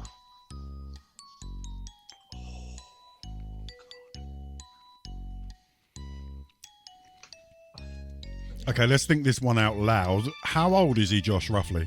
I'm pretty sure he's 35. So if he's 1985. So let's work it backwards. We're only in January 20... What if he was a January baby? We could be. I must admit, I don't know. It's not like Raymond van Barney when I knew his birthday. I'm not that dedicated. It's not like Barney when I know his birthday, his shoe size, his height. No, I didn't know his shoe size. That created a bit of controversy, if I remember, John. I don't know. I think we'd have heard if it was his birthday. I think there'd have been an announcement on the PDC, like happy birthday tweet. I'm going to go 1985. Pulls it out the bag yet again, as Josh so often does on Challenge. Josh, 1985, 4 years after me. 4 years 35-year-old. He was born on the 7th of March, 1985. 35, very young man at the moment. Yeah, in darting terms. Yeah. Okay, let's move on then to question number 3. As we have spoken about already, Gerwyn also used to play a different sport, which was rugby. Mm-hmm. Can you name 2 of the rugby teams that Gerwyn played for? Now that is tough. I can name definitely one. I'm just trying. Which one is that? I think it's Cross Keys. Okay. Oh God. I'm struggling with this one. Was it Celtic something? I'm not up on my rugby, I must admit. It's rugby league he played, wasn't it? I think he played both. Did he? There's about I could be wrong, but I think there's 4 or 5 teams. I'm not sure if it's. Did he play at the very top of the game? Did he play, professionally? He played for some Glasgow someone, but I don't know their. I don't know if it's Glasgow. Well, I suppose it all comes down to how harsh the quizmaster is going to be on this round. Let's wait and find out. I asked for 2. Neath. He has 1, which is Cross Keys.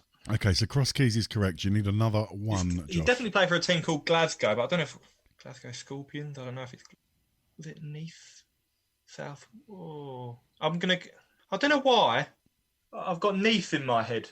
I'm going to have to push you for an answer, Josh. So I'm definite on Cross Keys because I've spoken about that with him. But Neath, don't even know where that is. Neath.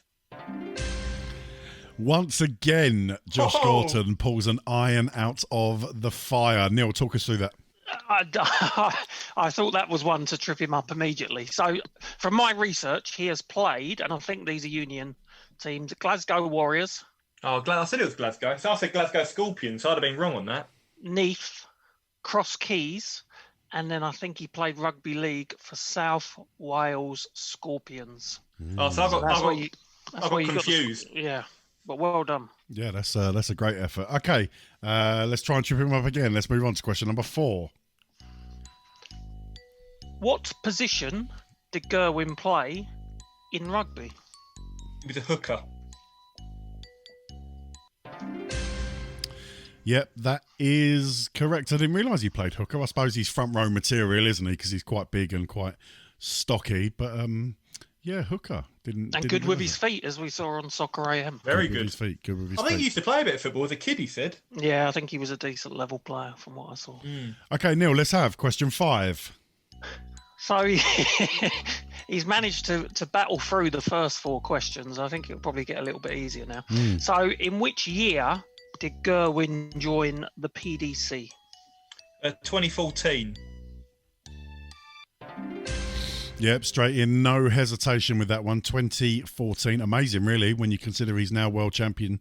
What a relatively short time he's been in the darting game, Josh. Absolutely, like I say, and I think Barry Bates was the one who persuaded him to join, and since then he's not looked back, Gerwyn. Okay, let's have question number 6. I can't believe it. Who was the player famous for encouraging Gerwyn Price to attend PDC school in 2014? Could it be Barry Bates? Yes, of course it's Barry Bates. Of course it's Barry Bates. Good knowledge. That's always annoying, Neil, when he preempts an answer. It's very annoying. Next time I'm going to have 16 or 17 questions ready, so I can switch. So 6 out of 6. Well done. 6 out of 6. Let's have question number 7. Nice, easy one. What is Gerwyn's walk-on song? Ice, Ice, Baby by Vanilla Ice. He tried to hang us out there. There was a long pause, Neil. Yeah, I got a little bit hopeful. I was like on the edge of my seat. And then he just dashed your dreams. Yeah. Dashed your dreams. Right, let's have question number 8. Gerwyn's nickname is the Iceman. Which other former player and world number 1 shared this nickname? Alan Warren a little. Yeah, Alan Warren a little. I didn't realise that. That's not something I was aware of. It was a little bit contentious, I think, when he first started. But we've had a few, like Dennis Ovens, for example, was called the Heat, and now Damien Hetter is. So there's a few experiences of that now. Neil, I know this doesn't transpose well onto an audio podcast, but what on earth has happened to Josh's video? He's gone dark all of a sudden. We can barely see him. The lighting on my dartboard. Can you see me now? It's almost like so we can't see him tapping into his Google. It's almost like for Challenge Josh, he needs to surround himself with darkness and put himself into the right sort of mood. Get myself in the zone. There we Hello, go. darkness, my old friend. Exactly. Right, that's is it 8 out of 8, Neil? I think it is 8 out of 8. Yeah. Okay, let's have question number 9. This is getting to the point where I'm starting to get concerned. Yeah. Okay, what darts does Gerwyn use? I'd like the weight. Ooh. And the make. Red Dragon. Yeah. 24 grams. How do you know this? Do you not know? It's mentioned on commentary quite often. And do you know when before the players start a game, it comes up, the facts, like what darts and what weight. You never listen to me when I say something. You listen. What did you just say there? Sorry, I switched off. Right, Neil, he's 2/3 of the way through and he's got 100% record so far. He's 9 out of 9. Yeah. Okay, let's have question number 10. Who did Gerwyn play in his first ever PDC World Championship appearance? Don't know this. And what was the score? There's an early declaration that he doesn't know it. This. He's just bantering. I genuinely do not know this. I've got a feeling it was someone quite big. What, physically or? No, like. I've got a feeling it was a high-profile player and he lost. Neil, can you just repeat the question for me? Yeah. Who did Gerwyn play in his first ever PDC World Championship appearance, and what was the score? I'm really. I thought this would be food and drink to you, Josh. I really did. I don't know why. I just can't remember it. I don't know why I'm thinking it. I could be completely way off. I'm going Peter Wright, and he lost 3-0, but I could be wrong. Which year would you say that was? It's not part of the question, but I'm interested to know which year you think it was. Well, it wasn't 2014, I don't think. I think it was either 15 or 16. I'm going to guess 16, but I could be wrong on that. I don't believe it. I asked him for the player and the score, and he was right. It was Peter Wright that he lost to, and it was 3-0. And it was the first round in 2015. So 15. Yeah, so I should have added the year in as part of the question, really. So, again, I don't know how he's pulled this out of the bag. I just remember him playing Peter Wright, but it was a lucky guess. I was about to say, I was going to say Ted Everts, but I was just completely wrong on my years there. It was a lucky guess, it just came to me. Okay, let's try again. Let's move on, Neil, to question number 11. What was the first ranking televised event final that Gerwyn reached? Who did he play, and what was the score? Ooh, TV ranking final, yeah? TV ranking final. Well, the opponent, and the score. I know the year. I know the opponent. It was the tournament. What was it? It was the UK Open in 20. That's what I'm saying. It was the UK Open in 2017. I'll take your word for it for now. Yeah. UK Open 2017. And the player and the score. It was Peter Wright, because that was Peter Wright's first major. I think it was first to 11. It was quite convincing. It was first to 11. 11-6, I'm guessing. I'll tell you what, Neil, you didn't need to put your thumb up on the screen there to know that he got the answer correct, because when he gave the final part of the answer, I just saw your chin hit the floor in complete disappointment. So it was the UK Open in 2017. It was Peter Wright, and it was 11-6. That is quite remarkable. Yeah, that's phenomenal, Josh. That is a phenomenal performance. Normally I'd say it's Peter Wright and it's the UK Open 2017. I don't ask for the score, but I've got it in my notes. So I'm doing everything I can to try and throw him off here, and it's just not working. Well, you've got what, four attempts left? Let's move on to question number 12. A very easy one. Who was Gerwyn's partner when he reached the World Cup of Darts final in 2017? Mark Webster. Yeah, pretty straightforward there. Wales, Josh, big players in the World Cup of Darts these days. Yeah, obviously with Mark Webster reached 2 finals with Wales, one with Barry Bates, we mentioned, one with Price, and they won it last year, Price and Clayton. So we also got Wayne Warren, the BDO World Champ from Wales. So an emerging nation in the darting world. Okay, let's move on. Unlucky for some, question number 13. Gerwyn won his first major. What was his first major, Josh? This is part of the question, but the Grand Slam of Darts in 2018. Yeah. What was the venue for that event? Aldersley Leisure Village in Wolverhampton. Any particular reason that's your answer? Because it was due to be at the Wolverhampton Civic Hall, but it was undergoing refurbishment, so it was held at the Aldersley Leisure Village, I think. Once again, that's astonishing. I mean, I don't know where this leaves us. Speechless. So it was the Aldersley Leisure Village in Wolverhampton, as the Wolverhampton Civic Hall was undergoing a 2-year renovation. Jesus. Okay, well done. Neil, 2 questions left. Let's have number 14.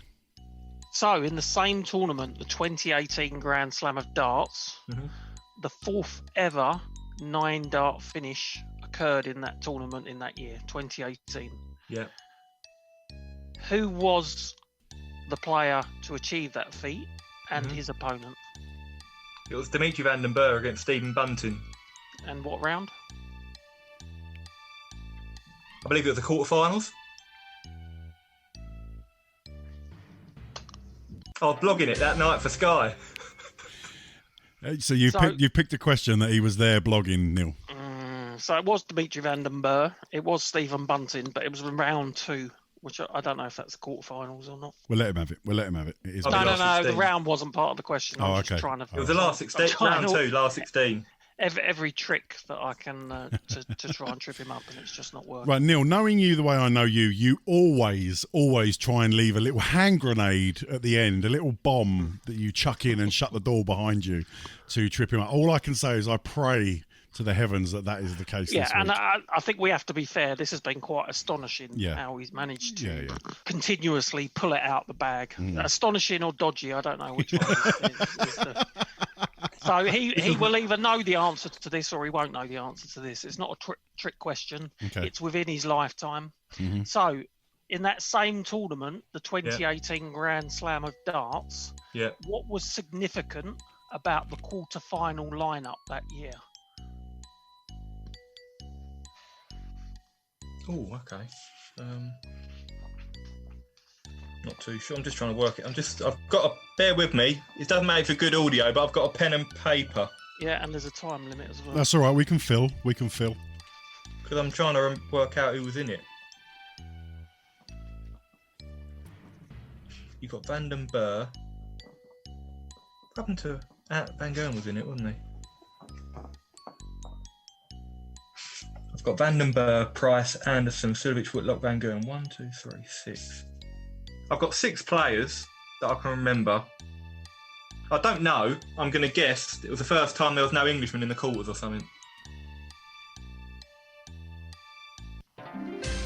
That is correct, and it is 15 out of 15 for Josh Gorton on Challenge Josh. Josh, let's come to you first. How are you feeling? I think that's probably my best performance on Challenge Josh before, because there was a couple lucky guesses, to be fair, like the 11-6 one. I knew it was convincing, but I didn't know the score. I was a bit lucky, but I pulled a few out of the fire there, so I'm very pleased with that. Neil, coming to you, the last 2 episodes of Challenge Josh, I've written the questions because you've been a busy boy at work, and I've done it for you. And my worry has always been that I would make them too easy and not successfully trip him up. Whilst that was a stunning performance from Josh Gorton, I hope you're going to have a word with yourself when the show's over. Well, I would get me out of my coat, but I'm not allowed to go out. I'm devastated because I spent quite a lot of time researching that, and I thought they were hard but fair, some of those questions. But I thought there was 1 or 2 where he wouldn't have a clue, in particular the rugby teams, and I thought he'd struggle with that last one, but that was quite astonishing, really. Yeah, quite sickening as well. Yeah. No, that is a brilliant performance for Challenge Josh. I think you're right, Josh. I think it's up there with your best performance ever. No, that was Josh, that is some knowledge, and I think you deserve a lot of credit for that. Thanks very much, Neil. Now let's never speak about it ever again. Okay, ladies and gentlemen, boys and girls, that is this episode's Challenge Josh.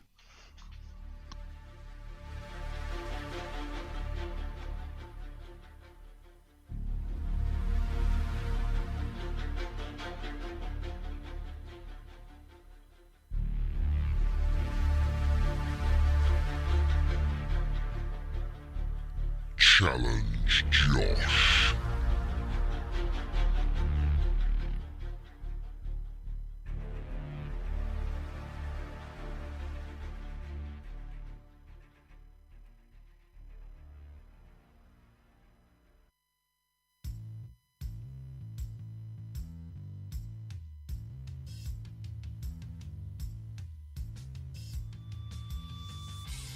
You're listening to Josh's Dartistry. Don't forget, you can check us out on Facebook by going to the Josh's Dartistry page. You can follow us on Twitter at Josh's Dartistry, or go to the website www.joshsdartistry.com for all the latest news and insight into the world of darts. You can also leave us a comment or a question via our voicemail box. Just call 07739 738 329 and leave us a message, and we may play it live on air. Now back to the show.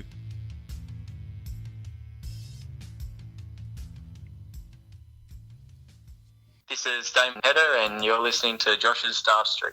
Okay, welcome back. Just before we go on to the last section of the pod this evening, our Q&A section, we've obviously just been discussing there during Challenge Josh the rise and rise of Gerwyn Price, and mentioning that he started his darting career in 2014, and it's been a relatively quick rise to the top. Josh, Q School is upon us, or will be very, very shortly. Let's have a little chat about Q School, because you never know, there could be another budding Gerwyn Price getting their tour card this year and transforming themselves into a world beater on the Oki. Tell us about Q School, how it's going to take place, some of the names that we're going to be seeing in action, and a general summary of Q School this year. Well, absolutely. I mean, Q School's always one of the highlights for me of the darting year, because you see so many fantastic stories, amateur players, former world champions, all in attendance, all vying for a place on the tour. It's a little bit different this year. There's 650 players entered. There was, I think, 800 last year, but that figure's reduced, I think, due to COVID. There's two separate qualifying schools. So there's one in Milton Keynes, which is UK and Ireland qualifying school. And then there's the European qualifying school. So the likes of German, Dutch, Belgian players, they'll head there. There's 18 tour cards available at the UK qualifying school, 11 available at Euro qualifying school, so 29 in total. They've changed it this year because you do have the odd players. For example, if I turned up and averaged about 50, I wouldn't be very competitive. And I think they want to try and reduce that a little bit. So players who actually had tour cards in 2020 but have lost them, they'll be exempt through to the final stage of qualifying school because we know they're good enough. Same with the players in the top 16 on the development tour and the challenge tour. But because of COVID, they're splitting them into stages. So stage 1 will be held over 3 days for the amateur players, if you like, or the players who haven't been to Q School before. And there'll be stage 1A and 1B, because they can't have too many people in the same arena at the same time. And that'll be for European and UK qualifying school. Now, the last 4 players on all 3 days in stage 1 then progress to the final stage, alongside the highest ranked players following the 3 days on the Order of Merit. So basically, it all comes together to be the final stage of qualifying school. And then, as I've mentioned, 18 available for UK qualifying school, 11 in European qualifying school. And we have some massive names already entered. The biggest is a certain Mr. Raymond van Barneveld, the 5-time world champion, who announced earlier this year that he'd be coming out of retirement to try and win a place back on the PDC Tour. There'll be the 3-time world champion, John Part. He'll be there. 2-time major winner, Robert Thornton. He lost his tour card at the end of the year, so he'll be looking to win it back and he'll go straight through to the final stage. Also, Jamie Lewis, the former World Championship semi-finalist. You've got former world champions Richie Burnett, Scott Mitchell, former world finalist Kevin Painter. A couple of players who've recently lost their place, like Benito van der Pas, Martin Schindler, Jan Dekker. And then you've got a couple of female representatives, well, more than a couple, but the most high profile are Fallon Sherrock and Dieter Hedman. So some massive names in attendance. It's going to take place from February the 8th to the 17th, and it should be really, really interesting. Neil, did you detect the absolute joy in Josh's voice when he got to mention Raymond van Barneveld's name there? It wasn't only the joy in his voice; it's the fact that he's put it in big, bold, on the itinerary, capital letters in the agenda. So, in my defence, I put about 10 players in capital letters. Well, I think to be serious for a minute, there's some quite staggering names in there, really, isn't there? Yeah, 100%. These are players that have won world championships, made world championship finals, and have enjoyed a lot of success over the years. So it's going to be a very, very interesting Q School this year. See, Josh, you speak about I found that very interesting, the slight change in format in terms of, the different stages and some of the players that will be exempt. Just going back to Barney, I take it Barney is one of those exempt. He's not, no. Oh, he's not? No, it sounds daft to say as a 5-time world champion, but because he didn't lose his tour card in 2020, he gave it up at the end of 2019. So he'll have to start in stage 1. But I think the reason they've done it is because, like you say, you do get players who turn up for the jolly, and there's nothing wrong with that. You pay your money, you're entitled to try and qualify, but it's very weighted depending on the draw. You could get someone who plays like a Robert Thornton, or you could get Josh Gorton, who's going to average 50. You're guaranteed to win. Neil, we keep saying Josh Gorton averaging 50. I think that's quite hopeful, isn't it?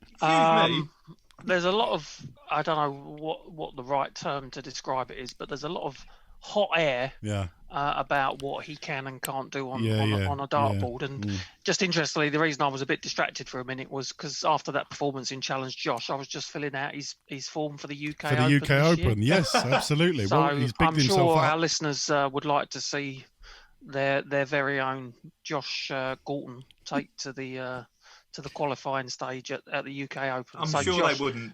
There should be a letter in the post on its way to you, Josh. Well, I think our postman's on strike at the moment, Neil, so hopefully it's delayed until after March. Well, hopefully the crowds are allowed back into Riley's in Harlow for the qualifiers. So I'll get booed off before I start throwing. We'll all pile in there and all the burger and chips and hurl abuse at Josh. There are some really, really big names, aren't there, taking part in Q School this year. So it's going to be really interesting to see who doesn't make it. I'm sure there'll be some former tour card holders who unfortunately fall, but I always look forward to seeing the sort of newer names that we perhaps not heard of, Josh, collecting their tour cards and really achieving their dreams. Really, it's always quite nice, isn't it? Exactly. I mean, there was Aaron Beanie last year who worked as a prison officer and had just played. He said he was a pub player. He hadn't even played county darts, and he came from nowhere really to win a tour card. And he hasn't. He's improved steadily as 2020 progressed. It was a tough start for him, but he got a couple of wins under his belt, and it's great to see just the average dart player trying to achieve their dream. And people say it's a lottery. I wouldn't say it's a lottery because you have to earn your spot with wins, but it is so unpredictable. It's a short format, first to 5 or 6 legs. So anything is possible. Whoever has, if you have a brilliant week, you could win a place on the tour and be playing the likes of Michael van Gerwen on the Pro Tour. So massive incentive for everybody, some massive names. And there'll be some pressure on a lot of these big names because everyone's going to want a piece of them. They're going to want to claim the scalp of Raymond van Barneveld or John Part or Robert Thornton. So that just adds to the pressure for these big names. Okay, yeah, well, we will keep our eyes out for news on Q School. How can people follow the Q School updates, Josh? How can people keep their eyes on it every day? I don't believe it'll be streamed on PDC TV, but all the boards will be able to follow via Darts Connect, which is the PDC use for all the statistics. You'll be able to follow dart by dart, leg by leg coverage, and all the information will be on the PDC website, and I'll be covering it for my site as and when I can as well. So you won't be short of coverage for Q School, that's for sure. Fantastic. Let's look forward to Q School. This is Raymond van Barneveld, and you listen to George Dartistry. Okay, we are approaching the end of the show, but before we go, you've been sending in your questions. This is Josh's Twitter chatter.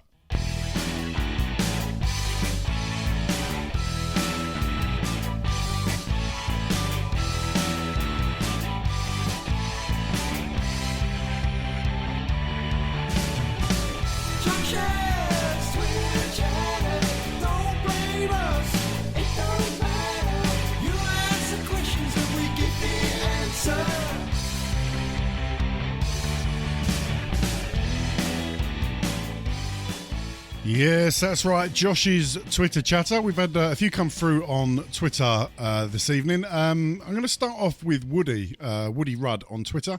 Woody says, "Hi lads, very much looking forward to the podcast again. Thank you very much. It's good to be back. Listen, do you think tour cards should be given to players in 65th, 66th, 67th place, etc. if someone in the top 64 gives theirs up? Or should there just be another tour card available at Q School? I think the latter." Josh?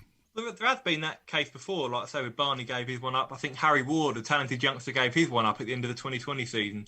I tend to agree with Woody. As harsh as it sounds, if you do fall outside the top 64 and then relinquish your tour card, yes, you've been close, but you haven't quite been good enough. you know, if you lose in the FA Cup like we have today, you can't say, oh, you've only lost 1-0, so you can have another go. Ultimately, you either earn your spot or you don't. And if you pay your entry fees to Q School, there shouldn't be any preferential treatment. So I think there should be another tour card available at Q School. I tend to agree with that. I think it should be a meritocracy. Okay, Woody, well, there you go. That's Josh's opinion. I think he agrees with you. Let's move on to Chris Dyson, at Chris J. Dyson on Twitter. I think they've already given the answer to the question here, but let's read it nonetheless. Which player from at Chizzy or David Chisnell should get the last Premier League spot? No other option for me, as he's the highest in the order of merit from those not selected. We've had a discussion about Chizzy already this evening, but I think Chris there, Josh, firming it up, his support for Chizzy to get that 10th spot. Yeah, and I can understand that. I mean, he is the highest ranked player currently not to have secured a Premier League spot. The only caveat I would offer to that is he was ranked, I think, 8th or 9th before the World Championship. It was such a great performance at the World that got him up to world number 6. Besides that, he got to the World Grand Prix semis, but he hasn't reached a major final this year. James Wade in 7th has appeared in 2 major finals, the Grand Slam and I think it was the European Championship now. So, I mean, I still would give Chizzy the edge, but I don't think it's as cut and dry as some people suggest. I also think don't rule out Michael Smith, because the PDC are a massive fan of Michael Smith, and I think he can't be offered an automatic place now because his form hasn't been good enough. But don't be surprised if he has a good run at the Masters that he gets a place. So it's not cut and dry, but as it stands, I'd agree with Chris. I think Chisnell's in pole position. Neil, earlier on you threw a couple of names out as potentials. Obviously, Chizzy was one of them. James Wade was another that you mentioned, and Josh mentions there Michael Smith. With the Premier League being a product that the PDC want as many eyes on as possible, particularly the TV viewers, not just the live audience in attendance if possible, who is the better entertainer? Who is going to draw more eyes to the product in terms of that 10th spot? Is it Chizzy, is it Wade, or is it Smith?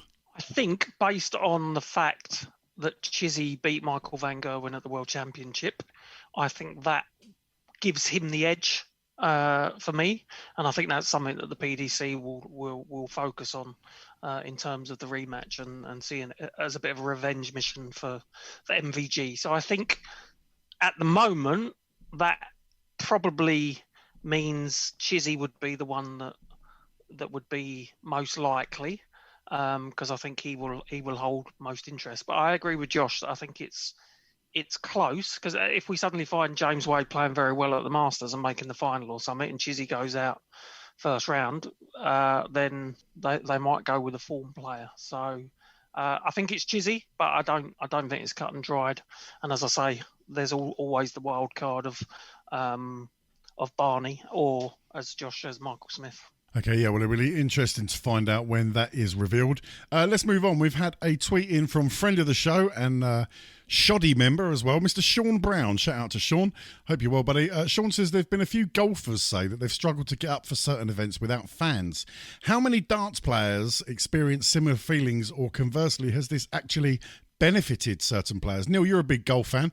A lot of golfers saying that they've struggled to get up and motivate themselves for competitions with the absence of supporters in and around the course. Do you think it's affected many darts players negatively? I think it does. I'm a massive advocate that if you're a top sportsman, you will perform regardless of the conditions, regardless of the opponent. And the best players in any sport are the ones that can put in a certain level of performance week in, week out, as I say, regardless of the conditions surrounding that. So for me, if players are struggling, be it golf, be it darts, which will be happening, then I think that says something about their mentality as sportsmen. As I say, I think those that can motivate themselves in any conditions will be the ones that come out on top. So yes, there is an impact, and as I say, I think it's for the ones that aren't at the very, very top that will struggle to motivate themselves because they don't have that mentality. Harsh may it seem.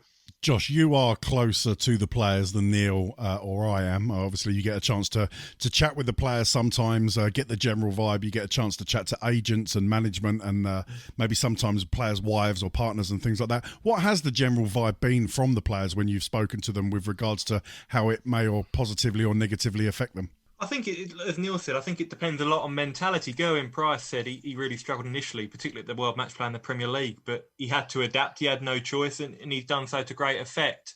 I think Michael van Gerwen has struggled because he's a player who always receives great adulation from the crowd. Nathan Aspinall has also struggled.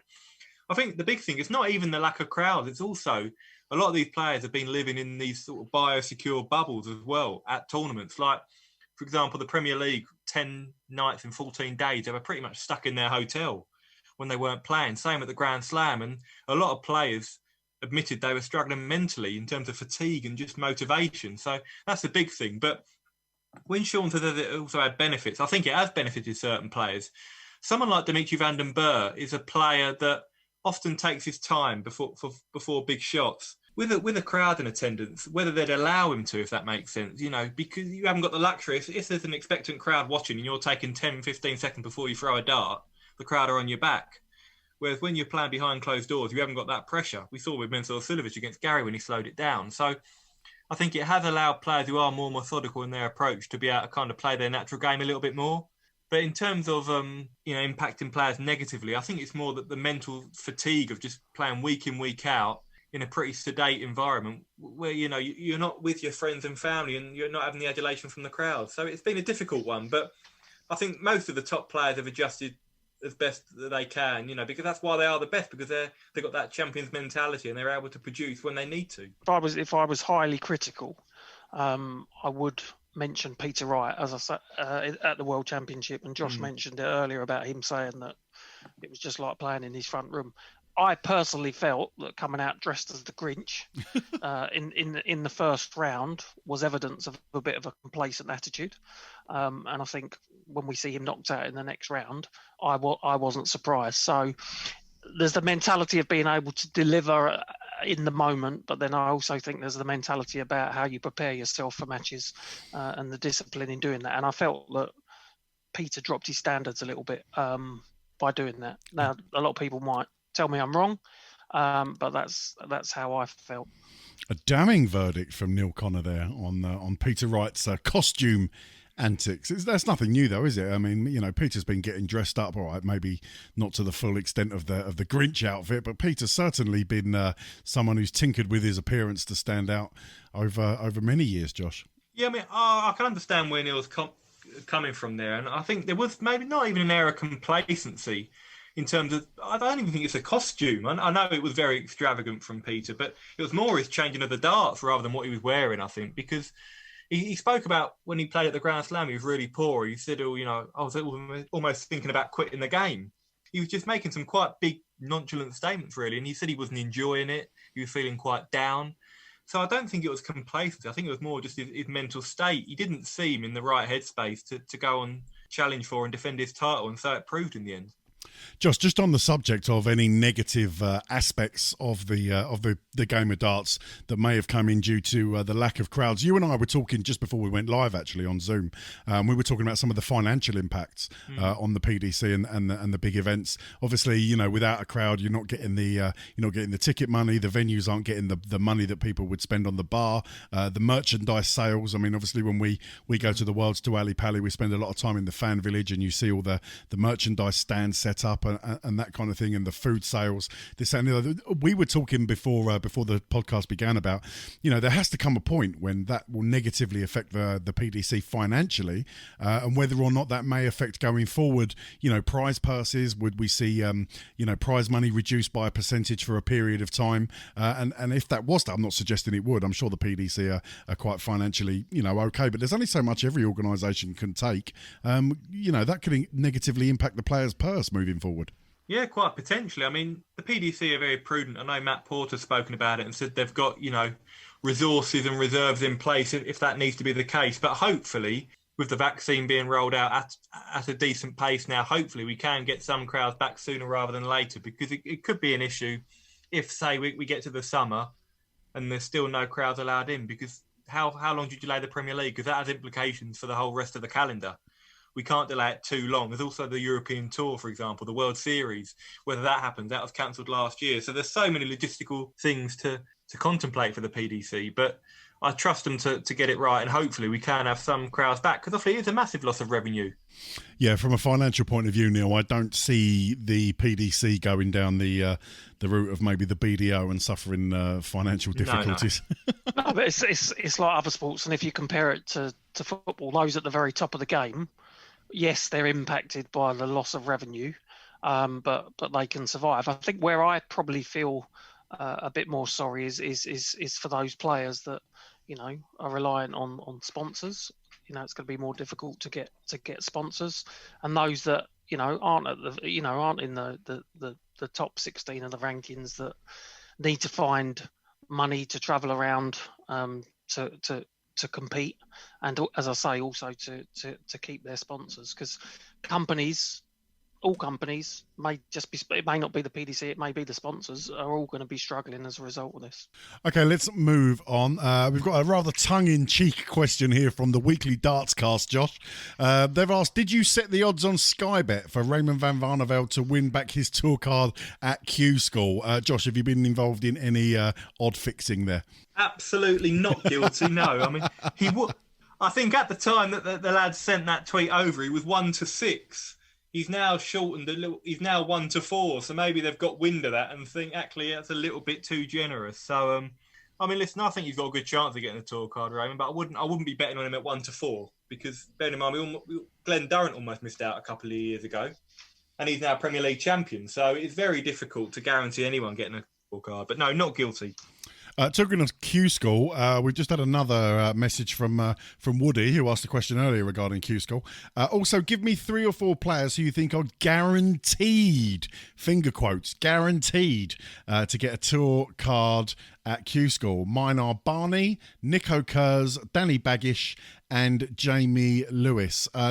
Josh, thoughts on those 4 names, first of all? I think, well, as I mentioned this earlier, I don't think there are any guarantees at Q School, given the unpredictable nature of it. I think they're all good picks. I think Barney, a player of his pedigree and class, should be confident of making it. Nico Kurz is one of the most talented German players on the circuit. Danny Baggish, I think we've seen him at the Ali Pali, beating Adrian Lewis, Damon Heta, running Glenn Durrant close. He's got the game, certainly. Jamie Lewis, a former World Championship semi-finalist, had a real tough 12 months, but showed signs at the Worlds that he's getting back to form. So all the good picks. As I've said, there's no guarantees, but one player I really like is Matt Campbell at 7-4 to get a tour card. Every time I've seen him play for Canada at the World Cup, and he also played Scott Waits at the Worlds, he's really impressed me. A very solid player. So I'd be backing Matt Campbell he's not an outsider, but I think 7-4 is very generous. But there's no guarantees at Q School. Yep, no guarantees, but there's Josh's pick. So with that, thanks for your questions as ever. You can always contact us on Twitter. That's at Josh's Dartistry, or you can send a message to Josh over on Facebook. If you go over to Facebook and search for Josh's Dartistry, you will find the post. Thank you for your questions. It's always nice to hear from you guys and interact with you, and at least try and attempt to answer your questions. So keep them coming in, and we'll always read your question out and give you a shout out on the show. That was Josh's Twitter chatter.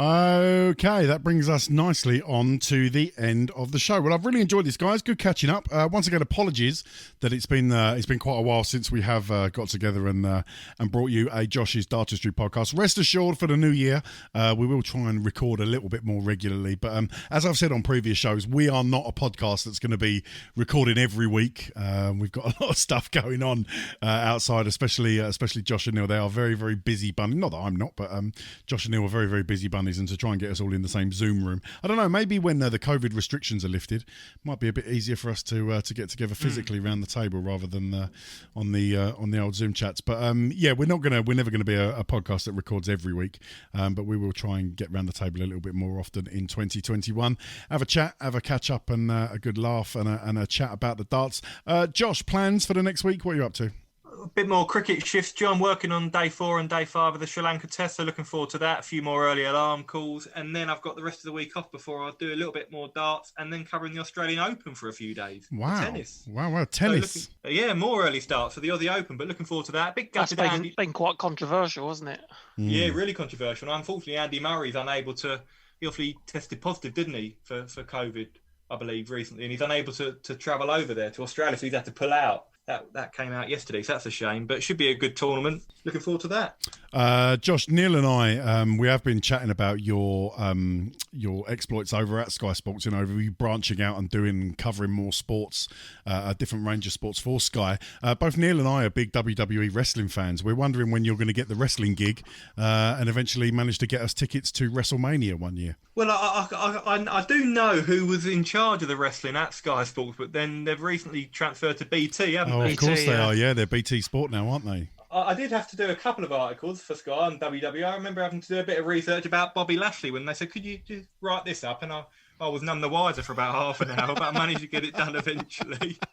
It's a bucket list thing, isn't it, WrestleMania? Yeah, I think so. But again, I think they're going to be... well, they're behind closed doors, aren't they? Absolutely. I don't see WrestleMania being in front of a big crowd anytime soon, but we shall see. Especially with the new presidency over there and him stepping up the COVID restrictions. But we'll see what happens with that. Neil, plans for the week? I take it you're busy with work still? Yeah, it's been very busy the last couple of weeks since I've gone back. I think it's another busy week. I think it's just... trying to balance, working from home and trying to find enough interesting things to do when I'm not working. So I am trying to up the exercise, do a bit of reading and not sit here watching 2 or 3 games of football every night. So variety is good at this stage of where we are at the moment. Just on the subject of exercise, we should very, very quickly before we go give a shout out to our cricket club, Hoddesdon Cricket Club. You can follow them on Twitter. I think their Twitter handle is at HoddyCC. All the guys and girls at Hoddesdon Cricket Club have come together to try and raise as much money as possible for a local charity that a friend of ours, Animal, is involved with. The charity involved is called Forever Ahead. It's a local mental health charity in our local area. And all the boys and girls have been running, some running, some walking, depending on injuries, or even a bit of cycling involved. And the attempt was to travel virtually to all 8 test grounds in the country and get some sponsorship on board. There is a Just Giving page that you can donate to, but if you want to check it out, go onto Twitter, check out at HoddyCC Cricket Club. I think they've extended the challenge now. I think they're attempting to walk to one of the test grounds in India and carry that on. And it's really been a good community effort, and it's motivated people to get out during lockdown and exercise some more. Josh, I know you've been doing some walks and some runs that have contributed towards it. Have you done some runs, Josh?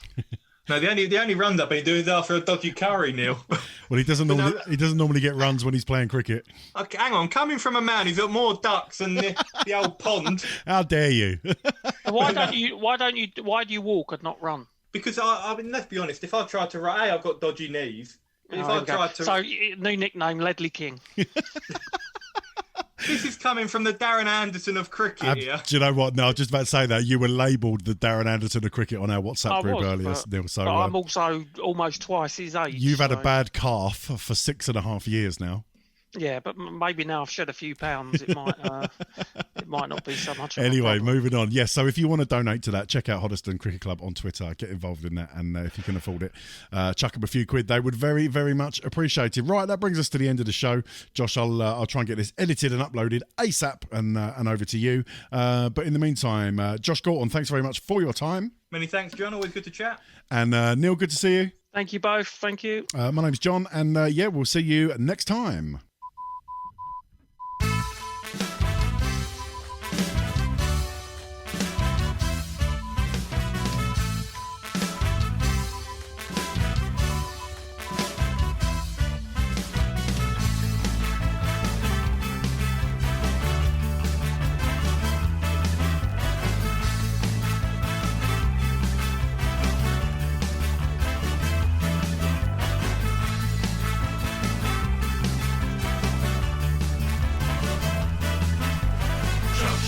Dartistry, Dartistry, Dartistry, Dartistry, Dartistry, Dartistry.